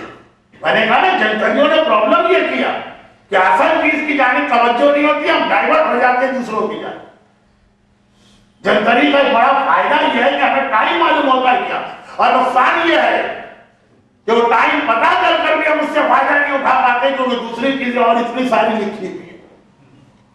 اچھا یہ بات تو اس لیے آ گئی کہ شاید آگے اب مجھے 6 دن میں موقع نہ ملے. پہلی مجلس تو ختم ہو رہی، آخری مجلس تو خوشحالی کا جشن ہے 6 مجلس کہ میں نوروز یاد دلا دوں، لیکن اپنا شرعی فریضہ سمجھتا ہوں کہ جب نوروز اتنا قریب ہے تو ایک بار ان پریشان حال مومنین اور مومنات کو یہ پیغام دے دیا جائے. لیکن اصل کی شب دعا اللہ نے رکھی ہی ہے دعا کے، وہی دعا جو آپ پورا ہفتہ مانگ مانگ کے تھک گئے، آپ کا گلا سوکھ گئے، شب جمعہ قبول ہو جائے. یہ مت سمجھیے کہ 6 دن مانگا تو کوئی فائدہ نہیں، بات کیسے ہو. اللہ نے رات بنائی اسی لیے کہ آج دعا قبول کرنا ہے. دعا اب جتنی آپ کی دعائیں سب کو ذہن میں رکھیں، صرف ایک اصول ذہن میں رکھتے ہیں کہ آپ کریڈٹ کرتے روزی کا مسئلہ، اور روزی کے لیے اسلام نے بہت اسٹرانگ دعائیں بنائی. ایک تو نارمل دعا ہے جو روزانہ کی نماز کے بعد پڑھی جاتی ہے. عشاء کی نماز کے بعد جو دعا پڑھی جاتی ہے، کیا روزی کے لیے اس سے بہتر کوئی دعا ہو سکتی ہے؟ نہیں. لیکن وہ نارمل حالات کی دعا، اسے لیے آپ نارمل حالات میں پڑھیں. اگر ہر آدمی کے پاس اس وقت گھر میں سونے اور چاندی کے ڈھیر لگے تب بھی نماز عشاء کے بعد روزی کی دعا پڑھنے کا ہو. لیکن جب کریڈٹ کرنچ کا پرابلم ہو تو اب پھر دعاؤں کی کیٹیگریز بنتی ہے. آپ کو اس سے زیادہ اسٹرانگ دعا کی ضرورت. بالکل دعا کا طریقہ دوا جیسا. 2 چیزیں یاد رکھیے. وہ یہ ہے کہ بہت سارے مریض جب بیماری بڑھ جاتی ہے تو عام دوا اثر نہیں کرتی، وہ اسٹرانگ قسم کی اینٹی بایوٹک دینا ہوتی. اور دوسری بات یہ بھی یاد رکھیے کہ دواؤں میں بھی اوور ڈوز نقصان کرتا. کوئی بلا چیز کی ایک ٹیبلٹ ہم کھاتے ہیں، مثلا یہ اسپرین پیراسیٹامول، بڑا فائدہ ہو جاتا ہے، بالکل درد غائب ہو جاتا ہے، تو ہم 50 کیوں نہ کھائیں. اس کا فائدہ اس سے بھی زیادہ ہوگا. فائدہ یہ ہوگا آپ نے مر جائے، جب مر گیا تو کوئی درد بھی نہیں ہوگا. یہ میری گارنٹی ہے دنیا کا. پھر مقابل کے درد ہوں گے. لیور فیلئر آنے کا کیوں ہم نے ایک چیز اچھی ہے تو 50 چیزیں تو 55 زیادہ اچھی ہو. یہی دعاؤں میں بھی بعض لوگوں کی عادت ہوتی ہے کہ جتنی دعائیں سنتے ہیں سب پڑھنا شروع کر دیتے ہیں. ایسا نہیں, اسٹیج بائی اسٹیج. نارمل آپ کے حالات ہے, جاب لگا ہوا ہے, روزگار ہے, اس سے بہتر آپ کو چاہیے عشاء کے نماز کی بات والی ذرا سے حالات ذرا خطرناک ہو. سورہ واقعہ, سورہ واقعہ کہ یہی تو ہے نا. دیکھیے عام حالات میں ممبر سے پڑھ دینا الگ ہے, جس میں خود گزر رہی. عبداللہ ابن مسعود پیغمبر اسلام کے کتنے عظیم صحابی, مکے کے اندر اسلام لانے والے پہلے 10 میں سے تھے. ان کی عظمتیں اتنی ہیں کہ میری 1.5 گھنٹے کی ایک تقریر ہے بڑا امام مولانا خارجر کی عبداللہ ابن مسعود پر. لیکن جب تیسری خلافت کے زمانے ہر اس آدمی کو مارا جاتا تھا, پیٹا جاتا تھا, فزیکلی اس کو نقصان پہنچایا جاتا, جو حکمران کے ان اعمال پہ اعتراض کرتا جنہیں مولانا مودودی نے خلافت اور ملوکیت کے فرسٹ چیپٹر میں لکھ دیا. ابو ذر غفاری تو اتنے اسٹرانگ آدمی تھے, ان کو ہاتھ کو نہ لگا سکے, ان کو رفضہ دے دیا. عبداللہ ابن مسعود اتنا مارا کہ بیچارے کی پسلیاں ٹوٹ گئی. مسجد نبوی کے اندر کھڑے مجمع میں, مسجد میں اپنے پیروں سے چل کے گئے تھے, لوگ اٹھا کے گھر میں لے کے آئے. اب ہو گیا یہ سب. حکمران وقت پہنچے ان کے پاس, کہا کہ عبداللہ ابن مسعود جو ہو گیا سوری, بہت پرانے صحابی ہے, بہت عظیم صحابی عبداللہ.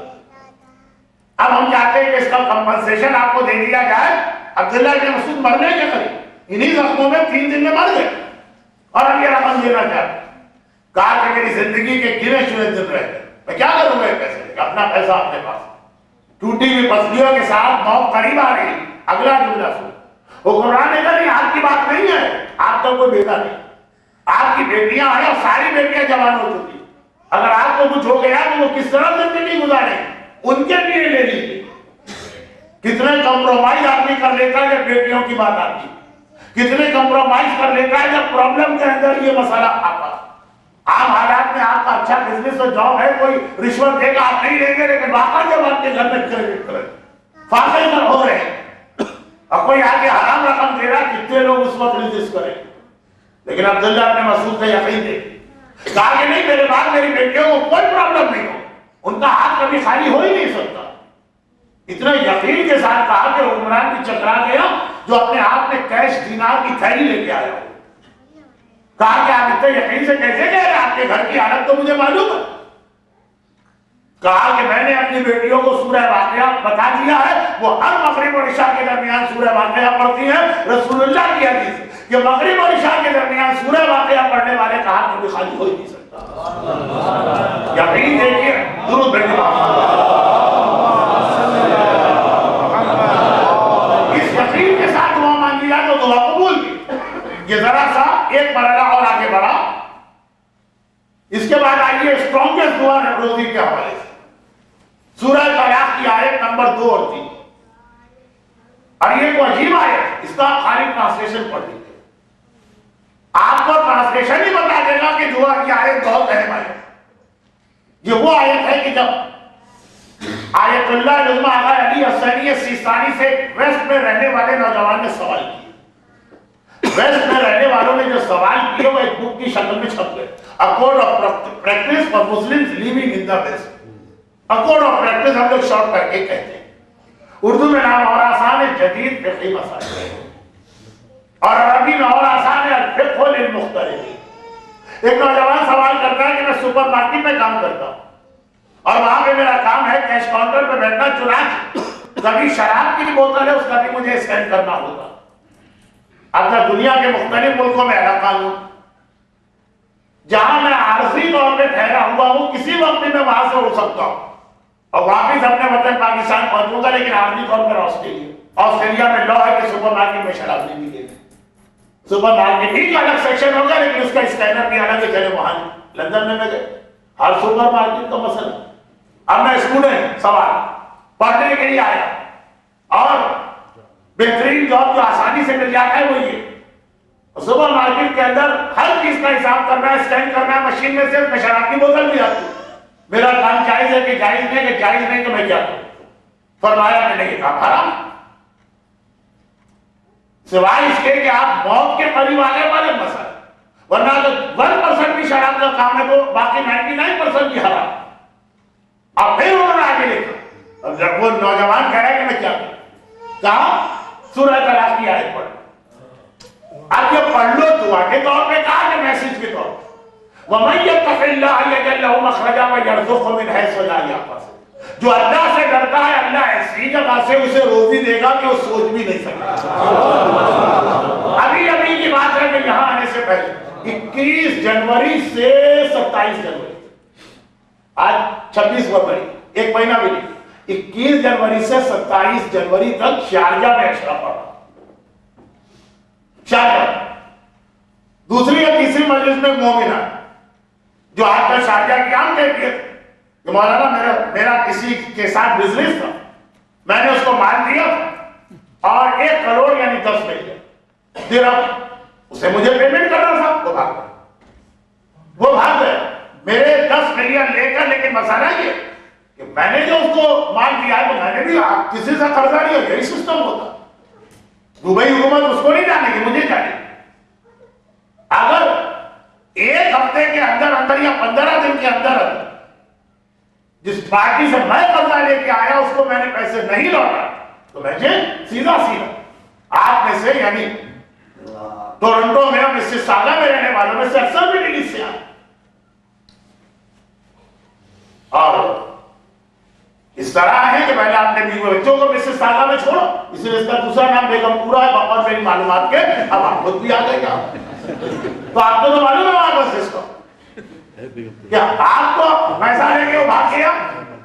گورنمنٹ کہے گی none of our business, تم اس کا پیسہ واپس کرو. یا تم بھی بھاگ جاؤ مسئلہ تو آپ کو کہے میرے پاس آئے شارجہ کا شرح 1 مہینہ بھی نہیں ہوا اس کی آخری مجلس کو. 27 جنوری کو آخری مجلس اور آج 26 فروری کو میں پڑھ رہا ہوں. کہا کہ مولانا یہ اتنا بڑا مسئلہ میں کیا کروں, کہاں سے لا کے اس کو دوں. 10 ملین درہم یعنی 1 کروڑ. میں نے کہا دیکھیے میں اس پہ کیا کر سکتا ہوں. یہ تو جو رقم آپ بتا رہے تھا تو ہم نے کبھی خواب میں بھی نہیں دیکھا. بہت بڑا تھا تو آپ تو بھول جاتے ہم کو کیا ملتا. لیکن خیر بہرحال آپ پریشان ہیں اور میں آپ کو جانتا بھی. اس حوالے سے میں آپ کو 2 دعائیں بتا رہا ہوں. ایک میں نے دعا بتائی تو کہ جو شاید میں کل پڑھوں, اور ایک دعا وہ ہے جو امام نے منع کیا کہ ہر ایک کو نہیں بتاؤ. جب واقعاً کسی کی گردن پہ تلوار آ جائے تو اس کو بتاؤ. کسی نے میں نے شارجہ میں بھی نہیں بتائی, لندن میں بھی نہیں بتائی, یہاں بھی نہیں بتاؤں. نہیں بتاؤں گا. یہاں پہ منع کیا گیا کہ نااہل کو نہ بتاؤ. اور اسی لیے میں ابھی تک جہاں مجلسیں پڑھ رہا ہوں, مجلس کے بعد میں ایسی جگہ جا کے چھپ جاتا ہوں. گھر والے کو کہتا ہوں کسی کو نہ بتائیے, کہاں سے لوگ نہیں چھوڑیں گے, لوگ آ جائیں گے. ہر آدمی اپنا اتنا بڑا مسئلہ لے کر آئے گا جیسے اس کی جان پہ بچے. دعا کا اثر ختم ہو جائے. منع کیا ہے لیکن ان کا پرابلم میں دیکھ رہا ہوں. میں نے ان کو بتایا اچھا مسئلہ یہ نہیں کہ پرابلم سالو. مسئلہ یہ ہے کہ بس آخری مجلس میں آئے 27 اور کہنے لگے مولانا یہ دعا میں نے شروع کی تھی 2 دعاؤں کا کمبینیشن. ایک دعا بھی بہت اسٹرانگ ہے لیکن وہ عام آدمی کو بتانے کی اجازت. ایک بہت اسٹرانگ دعا, دونوں کا کمبینیشن میں نے شروع کیا. 21 جنوری کو آیا تھا, 27 جنوری ویک بھی پورا نہیں ہوا. اور مولانا میرا مسئلہ اس طرح ہے کہ 2 یا 3 دن پہلے ایک ایسا آدمی میرے پاس آیا. واقعاً یہ جملے ہیں یعنی یہ محاورہ نہیں. اگر اس کی ماں مر رہی ہے تو ماں کو $1 نہیں دے, مرتی ہے تو مر جائے, بڑی بڑھیا میں کیوں دوں پیسے. واقعاً ایسا ماں مر رہی ہے تو $1 ماں کو نہیں دے. اس نے 40 ملین یعنی 4 کروڑ درہم کا چیک دے دیا. اور ان حالات میں دیا کریڈٹ کرنچ میں ہر آدمی اپنا پیسہ روک کے بیٹھا. کوئی نیا انویسٹمنٹ نہیں کر رہا, کوئی شیئر مارکیٹ میں نہیں جا رہا, کوئی نیا بزنس نہیں کر رہا, ہر آدمی اپنا پیسہ روک کے بیٹھا. اور کہتا ہوں کہ آپ کے بزنس کے اسٹائل سے میں بڑا متاثر ہوں. چنانچہ میں یہ چاہتا ہوں کہ میں آپ کے ساتھ بزنس کروں, پیسہ میرا, محنت آپ.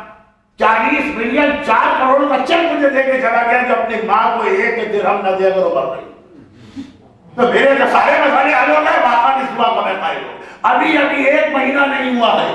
یہ واقعہ بھی میں ممبر سے پڑھ رہا ہوں تو اپنی طرف سے کوئی بےتوکی نہیں آ رہا. اور وہ دعا کی میں نے ممبر پہ پڑھی جن میں پہلی دعا یہی تھی جو آگے 30 سالی سپر مارکیٹ کے کاؤنٹر پر بیٹھنے والے اس اسٹوڈنٹ کو بتائی جو شراب کے حساب کتاب کی وجہ سے پریشان تھا, چھوڑ دو. اللہ کا وعدہ ہے وَمَن يتق الله يجعل له مخرجا ويرزقه من حيث لا يحتسب. ایسی جگہ سے اللہ روزی دے گا تم سوچ نہیں سکتے. ایسا کنجوس آدمی, ایسا پیسے سے محبت, اس نے آگے مجھے یہ آفر دی, خالی آفر نہیں چیک, اور وہ چیک بھی نہیں جو باؤنس ہو گیا ہو, باقاعدہ وہ پیسے ان کو ملے اور ان کا سارا مسئلہ حل. ایک نہیں, اس سینے میں پتہ نہیں کتنے راز. بعض مومنین منع کرتے تھے مولانا ہمارا واقعہ نہیں پڑھیے گا لوگ سمجھ جائیں گے, لیکن جنرل قسم کی بات ہے. تو روزی کی یہ دعا اتنی اہم دعا ہے جو میں نے آج پڑھ دی. کریڈٹ کرن ہمیں ڈرانے کے لیے اسلام نے نہیں بتایا, ہمیں سنبھالنے کے لیے بتایا, سلوشن دیا اس وقت. تو بس اللہ پہ بھروسہ کرو ایک بار, اور اللہ سے ڈرو, ایسی جگہ سے روزی دے. لیکن اصل بات تو یہ ہے کہ یہ تو اللہ کا وعدہ ہے, کیونکہ اللہ کو پتا ہے کہ ہم کتنے پانی میں ہیں, وہ ہمارا اتنا ہی امتحان ہے. لیکن ویسے اسلام کا ایک اصول ہے کہ اگر کبھی خدا کی خاطر بھوکو رہنا پڑے, اللہ کی خاطر پیاسا رہنا پڑے, اللہ کی خاطر واقعاً اگر آدمی کا گھر بک جائے تو اس میں بھی کوئی قباحت نہیں. ہمیں نہیں بتایا, ہمیں دعا بھی بتائی, طریقہ بھی بتایا, لیکن اسلام کا اصل میسج تو یہ کہ نہیں بتایا. اللہ کی خاطر یہ امتحان دینا پڑے, مومن خوشی کے ساتھ کرا دے. اہل بیت اطہار کے پاس ایسا نہیں تھا کہ کربلا میں کوئی چوائس نہیں تھا. کیا کہیں گے وہ کر کیا سکتے تھے, ان کو تو شہید کرنا ہی کرنا. نہیں, باقاعدہ برابر سے آفر. آج بھی یزید کی بیعت کر لو, کھانا بھی حاضر ہے, پانی بھی حاضر ہے, ہر نعمت حاضر ہے, اور خدا ہے. چلے حسین کی بات چھوڑیں, کسی ننھے بچے نے بھی کبھی بھوک اور پیاس سے تڑپ کے یہ کہا ہو کہ معمولی ظالم کی بات مان لیجیے, پیاس تو بجھ جائے گی. کسی ایک ننھے سے بچے نے بھی کبھی یہ کہا ہو کہ چچا میں بہت پیاسا ہوں, میرا کلیجہ کھنک رہا ہے, اس کی بات مان لی. جو فطرت ہے اسلام اس پہ پابندی نہیں لگا. بچے بھوک سے بلبلا بھی رہے ہیں, پیاس سے بنک بھی رہے ہیں, آلکش کی آواز بھی لگا ہے, لیکن کمپرومائز کی بات کوئی بچہ بھی نہیں کرتا. کربلا میں سارے ناسمجھ بچے نہیں, اگر کے اہل بیت کے گھرانے ناسمجھ بچے ہم سے زیادہ سمجھدار. لیکن کربلا 6 مہینے کا بچہ ہے, تو 5 سال کا بھی ہے, تو 9 سال کا بھی ہے, تو 13 سال کا بھی ہے, 18 سال کا. کہیں ضعیف سے ضعیف روایت میں جملہ آپ کو نہیں ملے. اور یہ بھی یاد رکھیں کربلا کہ شہیدوں کا امتحان پھر بھی چھوٹا. بھوک اور پیاس دنیاوی جو ہے وہ زندگی کا. کربلا کے شہید ہوتے رہے, پیاس بجھتی ہے. کربلا کے قیدی اور کربلا کے بچے, یہ خدا معلوم کب تک پیاسے رہے. ہمیں اتنا پتا کہ بازار کوفہ میں پیاسے تھے, کبھی حبیبہ کے گھر کے سامنے سکینہ نے پانی مانگا. اور ہمیں پتا ہے کہ راہ شام میں پیاسے تھے, کبھی شبر کے پیچھے پیچھے نبی سکینہ پانی کا سوال کرتی تھی. اور ہمیں پتا ہے یہ زندان شام میں پیاسے تھے, کبھی زینب کو نماز بیٹھ کے پڑھنا پڑتا. سجاد حیران ہو گیا, پھوپھی اما آپ نے تو شام غریبہ بھی بیٹھ کے نماز نہیں پڑھی. زینب کا جواب معلوم ہے نا کہ میں اپنا حصہ بھی بچوں کو دے دیتی. خدا معلوم یہ بچے کب تک پیاسے. ہمارے یہاں صرف 3 دن کی پیاس کا محاورہ نہیں, تو شاید 1 سال کی پیاس. تو سوال یہ پیدا ہوگا جب پیاس اتنی طولانی ہے تو ہم 3 دن کی پیاس کیوں کہتے ہیں؟ ہمیں بھی ایک دھوکہ ہوگا. وہ اس لیے ہم 3 دن کی پیاس کہتے ہیں کہ بچے 3 دن تک پانی مانگتے ہیں. پھر بچوں نے اس طرح سے ہڑکش نہ کہا, تو ہم نے سوچا جب 3 دن میں بچے اتنے پیاس کر رہے ہیں, تو اگر اس کے بعد بھی پیاسے ہوتے تو اور پانی مانگتے, پھر کیوں ایسی آواز نظر نہیں آتی. تو ہم نے سوچا شاید ان کو پانی مل گیا. یہ بچے پانی ملنے کی وجہ سے خاموش رہے, یہ بچے سقائے کربلا کی شہادت کی وجہ سے خاموش رہے. جب تک انہیں امید تھی کوئی پانی لانے والا ہے, یہ پانی مانگتے رہے. لیکن جب فرات کے کنارے عباس کا علم کھڑا ہو, اب بچوں کو پتا ہے کہ پانی لانے والا تو کوئی نہ رہا, پانی مانگ کے کیا کرے. اب پانی مانگیں گے, پانی تو نہیں ملے گا, تماچے ضرور پڑیں گے, گھوڑے ضرور لگیں گے. اللہ کربلا میں عباس. آج کی تقریر کا آخری جملہ دعا تھا. 2-3 دن دعا کی بات چلے گی، عباس باب الحوائی، آج بھی عباس کے نام پہ ہر ایک کی حاجت پوری ہوتی ہے۔ کیا عظیم شخصیت ہے عباس کی۔ حتیٰ یہ کہ تاریخ میں جملہ آیا، ام البنین مادر عباس، عباس کا پرسہ قبول نہیں کرتے۔ بہت مشہور روایت ہے کہ مروان دشمن اہل ہے، ایک دن بقیع قبرستان کے باہر سے جا رہا، دیکھا سامنے محلہ بنی ہاشم کے گھر کا دروازہ کھلا اور سیاہ کپڑے پہنے ہوئے بی بی عصا کے سہارے مشکل سے چلتی بھی باہر آئی۔ بقیع کے قبرستان میں آئی، اس قبر پہ اپنے آپ کو گرا دیا جو شہزادی کی قبر کہلاتی ہے، اور پہلا جملہ تو یہ کہا، شہزادی آپ کی کنیز آپ کے پاس آپ کے بیٹے عباس کا پرسہ لے کے آئے۔ مروان روکا، مروان چوکا، کسی کو روکا، کہا میں مدینے کا نہیں، لیکن مجھے بھی پتا ہے کہ عباس فاطمہ کا بیٹا نہیں ہے۔ یہ محلہ بنی ہاشم سے کون خاتون آئی جو محلہ بنی ہاشم میں رہتی ہے، ان کو یہ نہیں پتا کہ عباس ام البنین کا بیٹا۔ مدینے والے نے رو کر کہا رہی ہے خود ام البنین ہے جو اس لیے عباس کا پرسہ فاطمہ کو دیتی۔ فاطمہ نے ہمیشہ کہا عباس میرا تیسرا بیٹا، عباس حسن کے بعد، عباس حسین کے بعد، عباس میرا تیسرا بیٹا ہے، پرسہ تو دیا۔ پھر ام البنین نے چہرہ اٹھایا، کربلا کا رخ کیا، جو کہا دنیا آ کے مجھے تیرا پرسہ دیتی، میں ہر ایک کی بات سنتی ہوں لیکن میں ان کی باتوں پہ یقین نہیں کرتی، میں سمجھتی ہوں ان کو دھوکہ ہو رہا۔ کیوں سمجھتی؟ عباس میں نے تجھے دودھ پلایا ہے، عباس میں نے تجھے پالا ہے، مجھے پتا ہے میرا عباس کتنا بہادر ہے، دنیا میں کوئی ایسا پیدا نہ ہوا جو میرے عباس کو مار سکے۔ لیکن عباس، پھر میں یقین کر لیتی ہوں میرا عباس مارا گیا۔ کب یقین کرتی ہوں؟ جب میں سنتی ہوں ننھی سکینہ کے رخسار کے تماچے لگے۔ اگر میرا عباس زندہ ہوتا، ارے سکینہ کو کوئی تماچے نہیں مار سکتا۔ جب میں سنتی ہوں میرے امام زمانہ سید سجاد کی کمر پہ کوڑے پڑے، آئے میرا عباس زندہ ہوگا تو امام وقت کون کوڑے مار سکتا؟ نہیں نہیں، میں یقین کر لیتی ہوں میرا عباس مارا گیا۔ جب میں سنتی ہوں میری شہزادی زینب کی چادر چھل گئی، آئے میرا عباس زندہ ہوگا تو کس میں مجال تھی کہ چادر زینب خداوندہ تجھے باب الحوائج محافظ چادر بین عباس الابدال کا واسطہ۔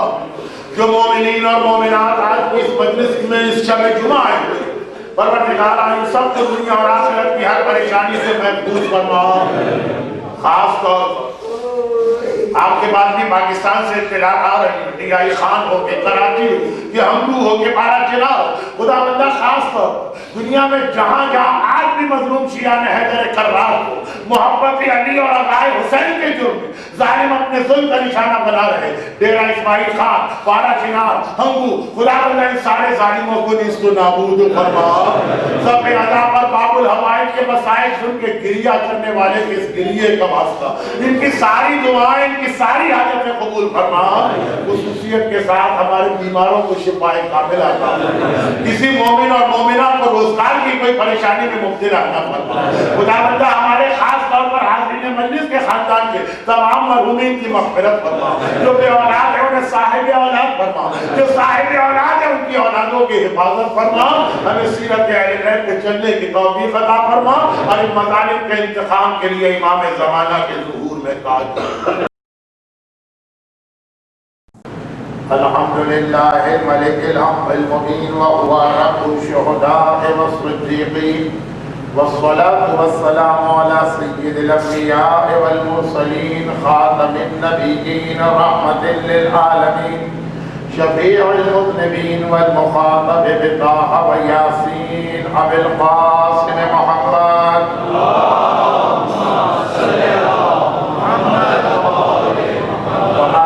وقدرته وأهل بيته الطيبين الطاهرين المعصومين المظلومين المنتجبين الميامين المكرمين سيما على بقية الله في الأراضين وحجته على العالمين اللهم عجل له الفرج ولعنة الله على أعدائهم أجمعين أما بعد فقد قال الله الحكيم في كتابه الكريم بسم الله الرحمن الرحيم سنستدرجهم من حيث لا يعلمون وقال ومن الناس من يقول ربنا آتنا في الدنيا حسنة وما لهم في الآخرة من خلاق ومنهم من يقول ربنا آتنا في الدنيا حسنة وفي الآخرة حسنة وقنا عذاب النار.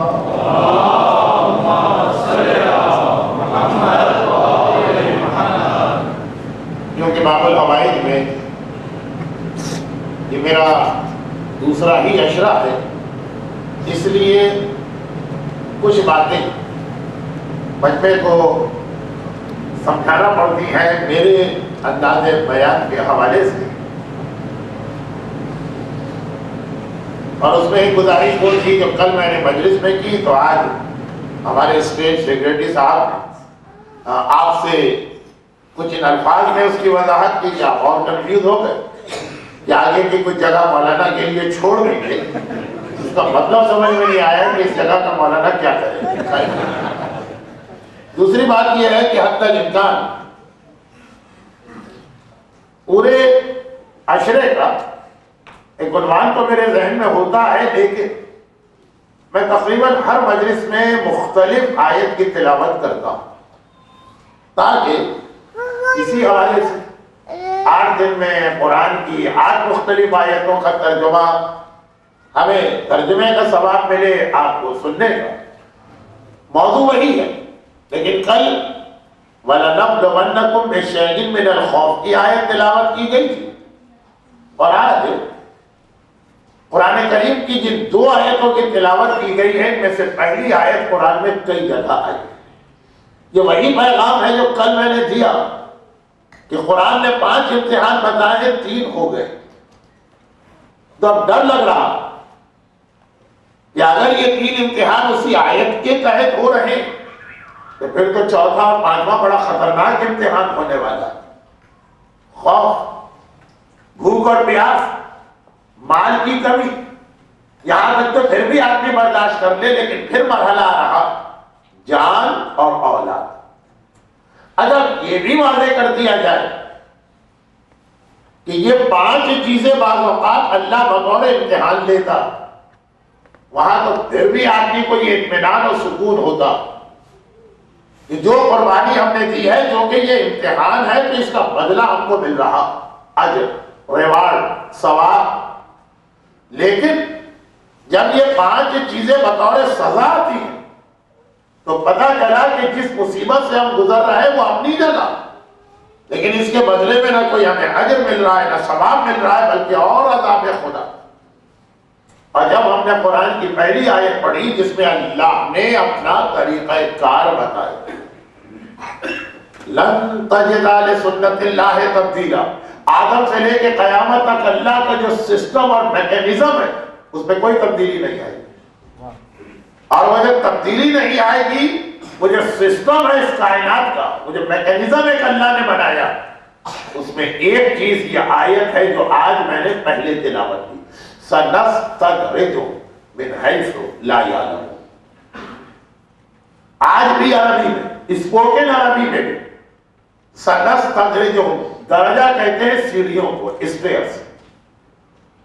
قرآن کہہ رہا ہے کہ 2 چیزیں ہوتی، ایک امتحان ہے جو اچانک آتا، امتحان کا مقصد ہی ہے اچانک امتحان کی، سرپرائز ٹیسٹ، پھر پتا چلتا ہے کہ آدمی کتنے پانی میں. اور ایک عذاب ہوتا، وہ اچانک نہیں آتا، ہمیں نیچے سے اوپر جانا ہے، پھر کھولو. ایک ہے لیفٹ، آپ نے بٹن دبایا اور یوں کر کے آپ پہنچ، اور ایک ہے آپ اسٹیئر سے چڑھ رہے، آہستہ آہستہ آہستہ آہستہ.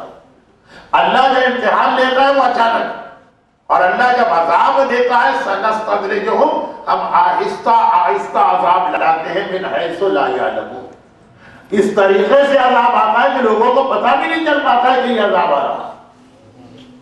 اور یہ کیوں اللہ کر رہا؟ یہ اس لیے کر رہا کہ اللہ کو کوئی شوق نہیں ہے، مزہ نہیں آتا. اللہ کوئی نعوذ باللہ سیڈس پرسنالٹی نہیں ہے کہ لوگوں کی تکلیف دے کے خوش ہو رہا. تھوڑا عذاب دیا، روک دیا، شاید اب سمجھ گیا، اور تھوڑا عذاب دیا، پھر روک دیا، شاید اب توبہ کر لیں. تھوڑا عذاب دیا پھر روک لیا، شاید ہم اپنی غلطی مان لیں. لیکن جب تمام لمٹس کراس کر لی اور کسی بھی اسٹیج پر گناہگار کی آنکھ نہ کھلی تو عذاب خدا مکمل ہو جاتا. خوف، پھر بھوک، پھر مال. مال کا میں نے کل مطلب بتا دیا کہ آپ کے پاس سونا اور چاندی بھرا ہوا، اس کی ویلیو زیرو. مارکیٹ میں آپ گئے، اس نے کہا روٹی اس سے زیادہ قیمتی ہے، سونا لے کے میں کیا کروں؟ چونکہ اس مجمع کو دیکھ کر پتہ نہیں کیوں میرا دل کہہ رہا ہے کہ اس میں 60% لوگ وہ ہیں جو پاکستان سے تعلق رکھتے ہیں، اور ان 60% میں بھی 60 میں سے بھی 90% وہ ہیں جو کراچی کے ہیں. تو ایک مثال دے رہا ہوں، گھر میں یہ مثال پورے پاکستان کے لیے ہے. آج کل پاکستان میں اسٹریٹ کرائمز بہت بڑھ گئے. ایک چھوٹا سا موبائل کراچی کی سڑکوں پہ یہ لے کے نکلنا موت کو دعوت دے گا. بلکہ موبائل ہے تو شاید زندگی بچ جائے نہیں. تو کبھی شکاگو کے بارے میں سنا کہ $2-4 ہر وقت جیب میں رکھیے، کیونکہ اگر آپ کی جیب میں کچھ نہ ملا تو اس بات میں آپ کو مار دیا جائے گا کہ کچھ لے کے کیوں نہیں نکلے. اب یہ کراچی کی کیفیت. موبائل نہیں ہے تو موبائل چھیننے والوں کو یقین نہیں آئے. پاکستان میں لوگوں چائنا کے بنے ہوئے سستے سستے موبائل رکھنا شروع کر دی. 10,000 کا نہیں، 2,000 کا، 1,500. اس کے باوجود ایک ایک موبائل میں جانے جا رہے، ایک انسانی جان. موبائل چھین رہا ہے، اگر آپ نے انٹینشنلی بھی ذرا سا اس کو روکنا چاہا، ریزسٹ کرنا چاہا، اڑا دیا. حالات بتا رہے ہیں. یہ روایات کا بھی جملہ ہے، لیکن یہ کنفرم نہیں ہے کہ یہ روایت اس وقت کے بارے میں، اس لیے میں اس کو ڈائریکٹ روایت کی روشنی میں نہیں پڑھتا ہوں. لیکن حالات بتا رہے ہیں کہ اگر اسی طرح سے دنیا کے لوگ غافل بیٹھے رہے تو جس طرح آج ایک موبائل کے اوپر جان جاتی ہے. بلکہ میرے ایک بہت قابل احترام دوست ہیں اور انڈیا میں 15 سال پڑھ کے آئے ہیں.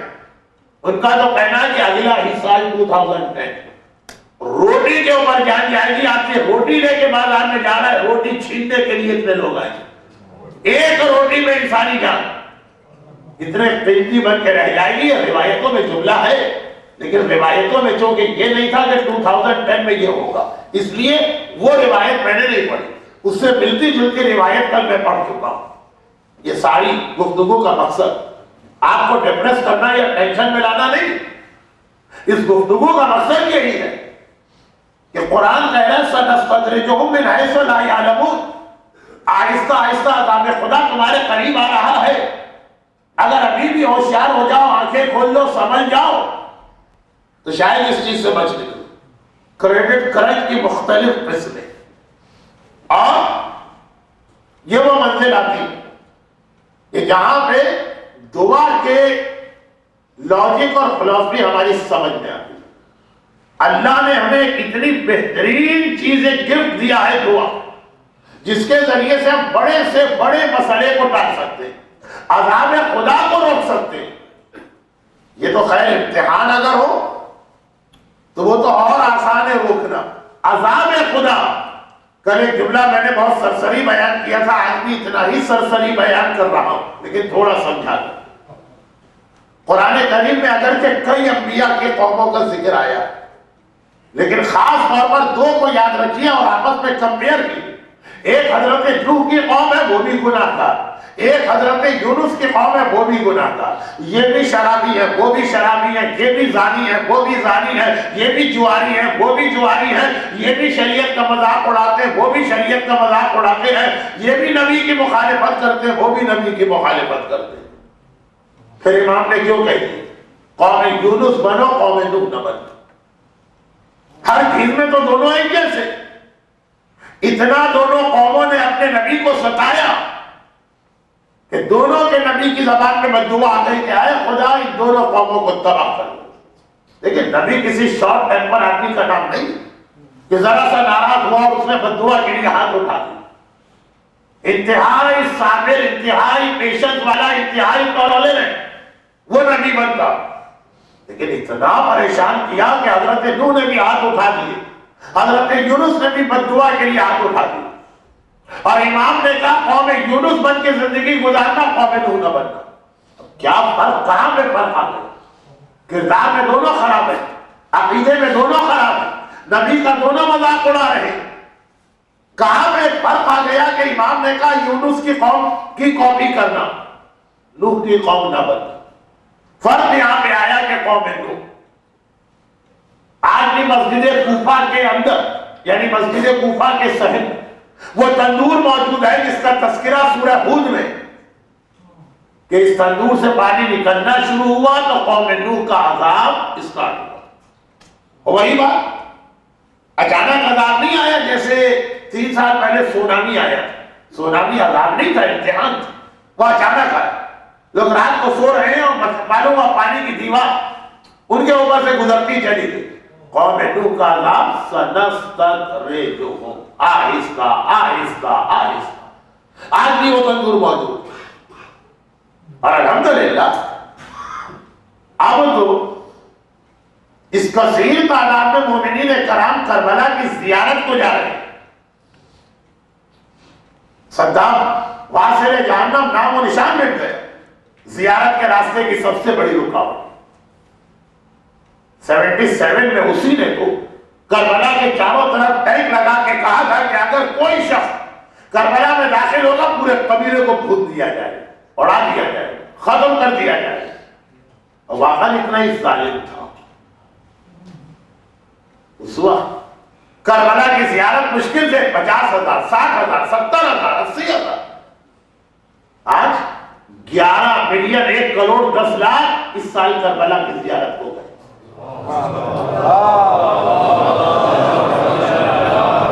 خالی اندازے کی بات نہیں ہے، سیکیورٹی سسٹم کی وجہ سے ہر سال زیارت میں تھریٹ ہوتے ہیں۔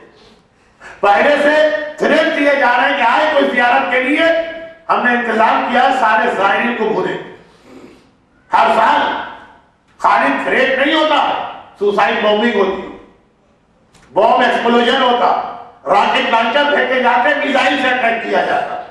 اس سال بھی سوسائڈ بومبنگ ہوئی کربلا کے زائرین پر، ایک نہیں کم از کم 5 واقعات رپورٹ ہوئے، راستوں سے لے کے خود کربلا کے اندر تک۔ کوئی تعداد میں کوئی کمی نہیں آئی، 11 ملین، کوئی چھوٹا موٹا عدد نہیں ہے، 1/3 چلے گا۔ اچھا 11 ملین میں کہہ تو دیتا ہوں اس لیے کہ آج کل یہاں کینیڈا میں شاید ملین ہی چلتا ہے، لیکن خود میرا دل نہیں مانتا، پتا نہیں تو 11 ملین لگتا ہے 11 اکتے سے ہوں، 1 کروڑ 10 لاکھ جب میں اردو میں کہتا ہوں تو واپس لگتا ہے جب میں فقیر۔ بہت ساری چیزیں ایسی انگریزی میں کچھ ہوتی ہیں، اردو میں کچھ ہوتی ہیں۔ ارے گناہ بھی ایسے ہی، آپ کہیں فلاں صاحب شرابی ہے، لگتا ہے کہ وہ بڑا گناہ کر رہا ہے، فلاں صاحب ڈرنک کرتے ہیں، گناہ ہی نہیں لگتا۔ گناہ بھی اردو میں گناہ لگتے ہیں، انگریزی میں جا کے گناہ نہیں لگتے، بس بہت ساری ایسی چیزیں۔ تو 11 ملین کبھی میں کہہ دیتا ہوں، بچوں کی سمجھ میں نہیں آتا، گھر کے بچے تو نظر ہی نہیں آتے مجلسوں میں یہاں، لیکن خود 1 کروڑ 10 لاکھ کوئی چھوٹا موٹا عدد نہیں۔ اور ان حالات میں دھمکیاں بھی ہیں، بم دھماکے بھی ہیں، سوسائڈ بومبنگ بھی ہے، پھر بھی زائرین کی کثیر تعداد آ رہی۔ اور یہ بھی کتنی عجیب بات کہ 1 کروڑ 10 لاکھ کربلا شہر میں یہ کس طریقے سے سما جاتے ہیں، کس طریقے سے کربلا میں یہ لوگ سب پہنچ جاتے ہیں۔ حج سب سے بڑا اجتماع مانا جاتا، پاکستانی اخبارات کی ہیڈنگ ہوتی ہے کہ اس سال لاکھوں فرزندان توحید نے حج بیت اللہ انجام دیا۔ کتنے لاکھ؟ میکسیمم آج تک تاریخ اسلام میں سب سے بڑا جو حج کا اجتماع یا گیدرنگ تھی وہ 3.5 ملین 35 لاکھ۔ حج ایک ایسی عبادت ہے کہ رسول اللہ سے لے کے آج تک ہر سال اس کا ریکارڈ مینٹین کیا گیا۔ پیغمبر کے زمانے میں پہلا حج چلا، جہاں سے حج اسٹارٹ ہوا، 120,000 1,20,000 صحابی جو غدیر خم کے میدان تک رسول کے ساتھ گئے، اور اس وقت سے لے کے اس سال 22 لاکھ 2.2 ملین۔ اس سال کریڈٹ کرنٹ کی وجہ سے حاجیوں کی تعداد تھوڑی کم ہو گئی، پچھلے 10 سال سے ایوریج چل رہا تھا 3 ملین کا، 2.2۔ اور یہ وہی جملہ جو میں نے کل کہا تھا ایک اور اینگل سے، اور یہ جو حاجیوں کی تعداد کم ہوئی انڈیا سے کم نہیں ہوئی، پاکستان سے حاجی کم نہیں آئے، بنگلہ دیش سے حاجی کم نہیں آئے۔ ہمارے ملکوں میں وہی حالت ہے کہ سعودی حکومت نے ہر ملک کو ایک کوٹا دیا، اس سے ڈبل ہمارے یہاں سے لوگ اپلائی کرتے ہیں، بیلٹنگ ہوتی، آدھے لوگ جاتے آدھے رہ جاتے، وہ اس سال کی تھا۔ کمی ہوئی ہے یورپ سے، کمی ہوئی ہے امریکہ سے، کمی ہوئی ہے کینیڈا سے۔ کیوں؟ کریڈٹ کرنچ نے پاکستان کو اتنا افیکٹ نہیں ڈالا، انڈیا پہ اتنا افیکٹ نہیں ڈالا، بنگلہ دیش پہ اتنا افیکٹ نہیں ڈالا، ان پہ افیکٹ ڈالا ہے جو اللہ تللے اور عیاشیوں کی آتی ہے۔ باقاعدہ یہ سال ریکارڈ پہ آیا کہ یورپ، کینیڈا، امریکہ ایک دم سے حاجیوں کی تعداد کم ہو گئی۔ لیکن یہ الگ بات بیچ میں آ گئی، جو میں اصل بات کہہ رہا ہوں کہ پوری تاریخ اسلام میں رسول اللہ کے حج سے لے کے اس سال 1429 ہجری کے حج تک پورا ریکارڈ ملتے 4 سال ایسے گزرے ہیں جب ایک آدمی بھی حج پہ نہیں گئے، ایسے بھی 4 سال آئے تاریخ اسلام، لیکن منیمم حج یہ 4 سال کو چھوڑ کے یا تو زیرو تھے۔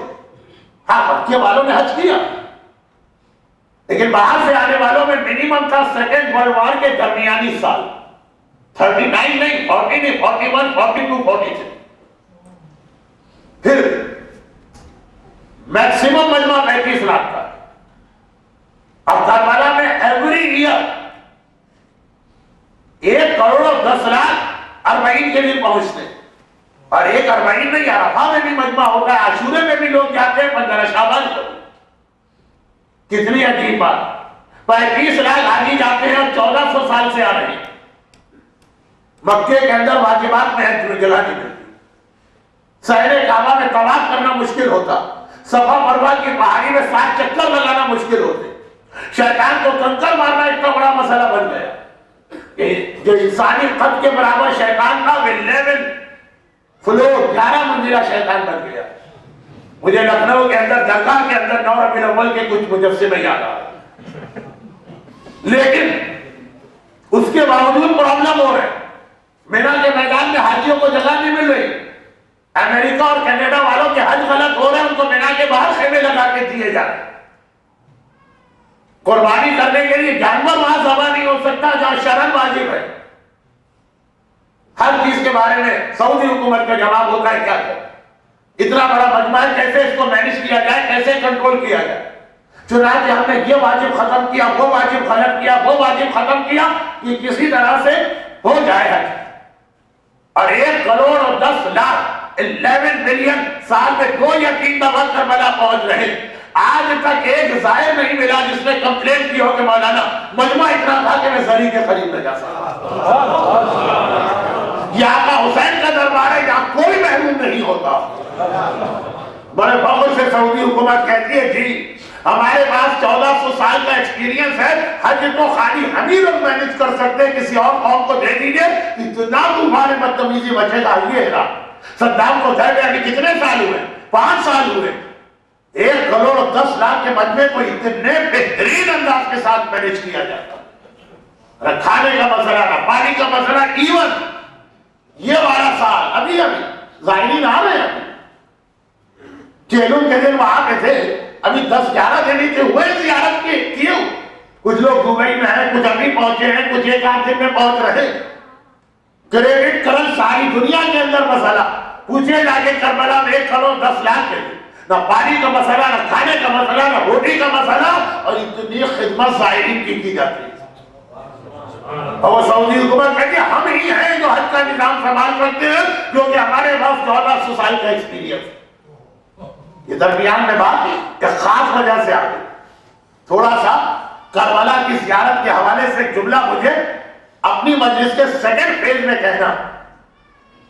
تو جو یہ بات آئی تھی کہ جب زیارت پہ آپ جاتے ہیں کربلا تو کوفہ ضرور جاتے ہیں، اور کوفہ جاتے ہیں تو مسجد کوفہ کے صحن میں تندور دیکھتے، وہاں سے پانی شروع بہت تھوڑا سا، اور پھر قوم نوح، آسمان کے دروازے اللہ نے کھولے، بارش شروع۔ حضرت نوح وہی موجود ہے، کہہ رہے دیکھو اپنی سمجھ جاؤ عذاب خدا آ گیا۔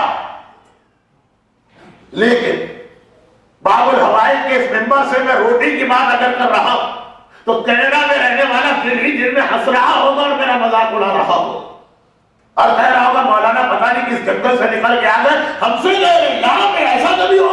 یقیناً میں مانتا ہوں، میں خود مانتا ہوں کل کا جملہ آج بھی ریپیٹ کر رہا ہوں کہ اس ایام ازاں کے 6 اشروں میں میں نے 5 کانٹیننٹ کے پتہ نہیں کتنے ملک دیکھے.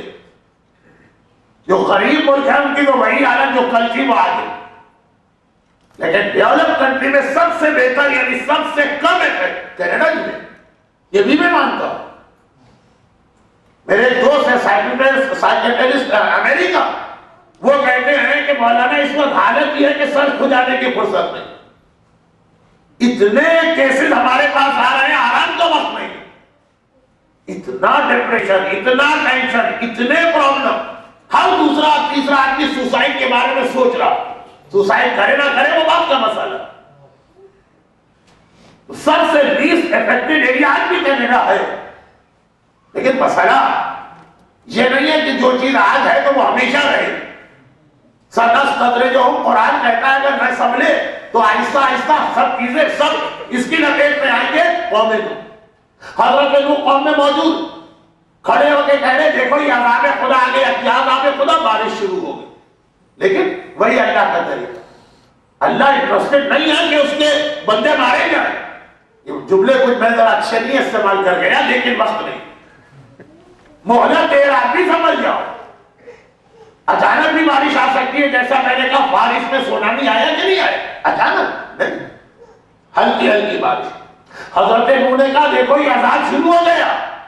جیسے آج کا بچہ جو ہے زلزلے کے لیے جیولوجی لے کے آئے گا، زمین 2 پلیٹیں آپس میں ٹکرائے گا اس سے زلزلہ آتا ہے. عذاب کہاں سے ہوا؟ یہی وہ لوگ کہے اے نوح پاگل ہو گئے، یہ عذاب ہے.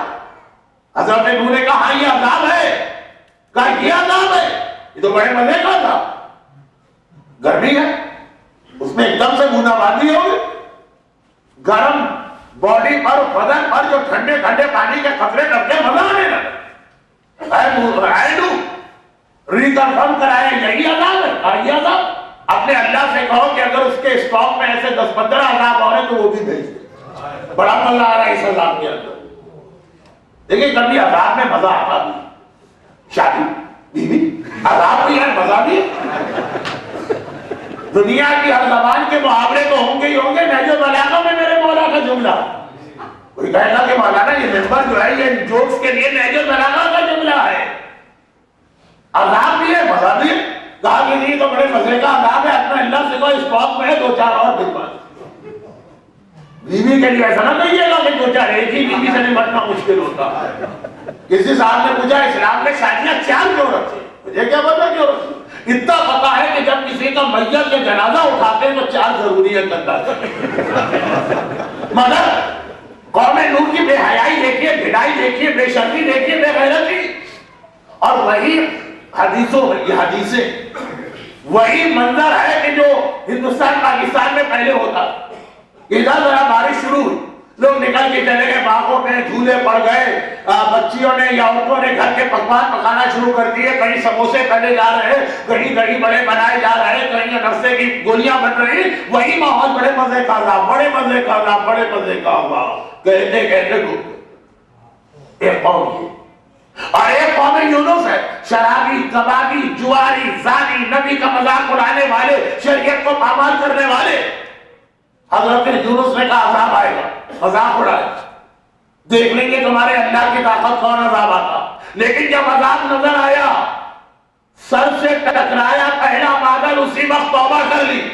سب مرد، عورتیں، بچے گھر سے باہر جنگل میں گئے، گڑ گڑا کے رو رہے ہیں. عذاب ان کے سر سے ٹکرا کے واپس چلا گیا. امام نے کہا بننا ہے تو قوم یونس بن کہ چاہے پہلے گناہ کیے ہوں غلطیاں کس سے نہیں ہوتی. غیر معصوم تو ہم لوگ ہیں لیکن جہاں عذاب خدا نظر آئے فوراً اپنی غلطی کو مان لو. اللہ کریڈٹ کرن کے عذاب کو بھی دے جائے. مگر اس سے پہلے کہ میں بات کو آگے بڑھاؤں ایک چھوٹی سی بات اور عرض کر دوں اور پھر آ جاتا ہوں جو ابھی میں نے زیارت کی بات کہی اس سے ریلیٹڈ ایک پیغام. ایک چھوٹی سی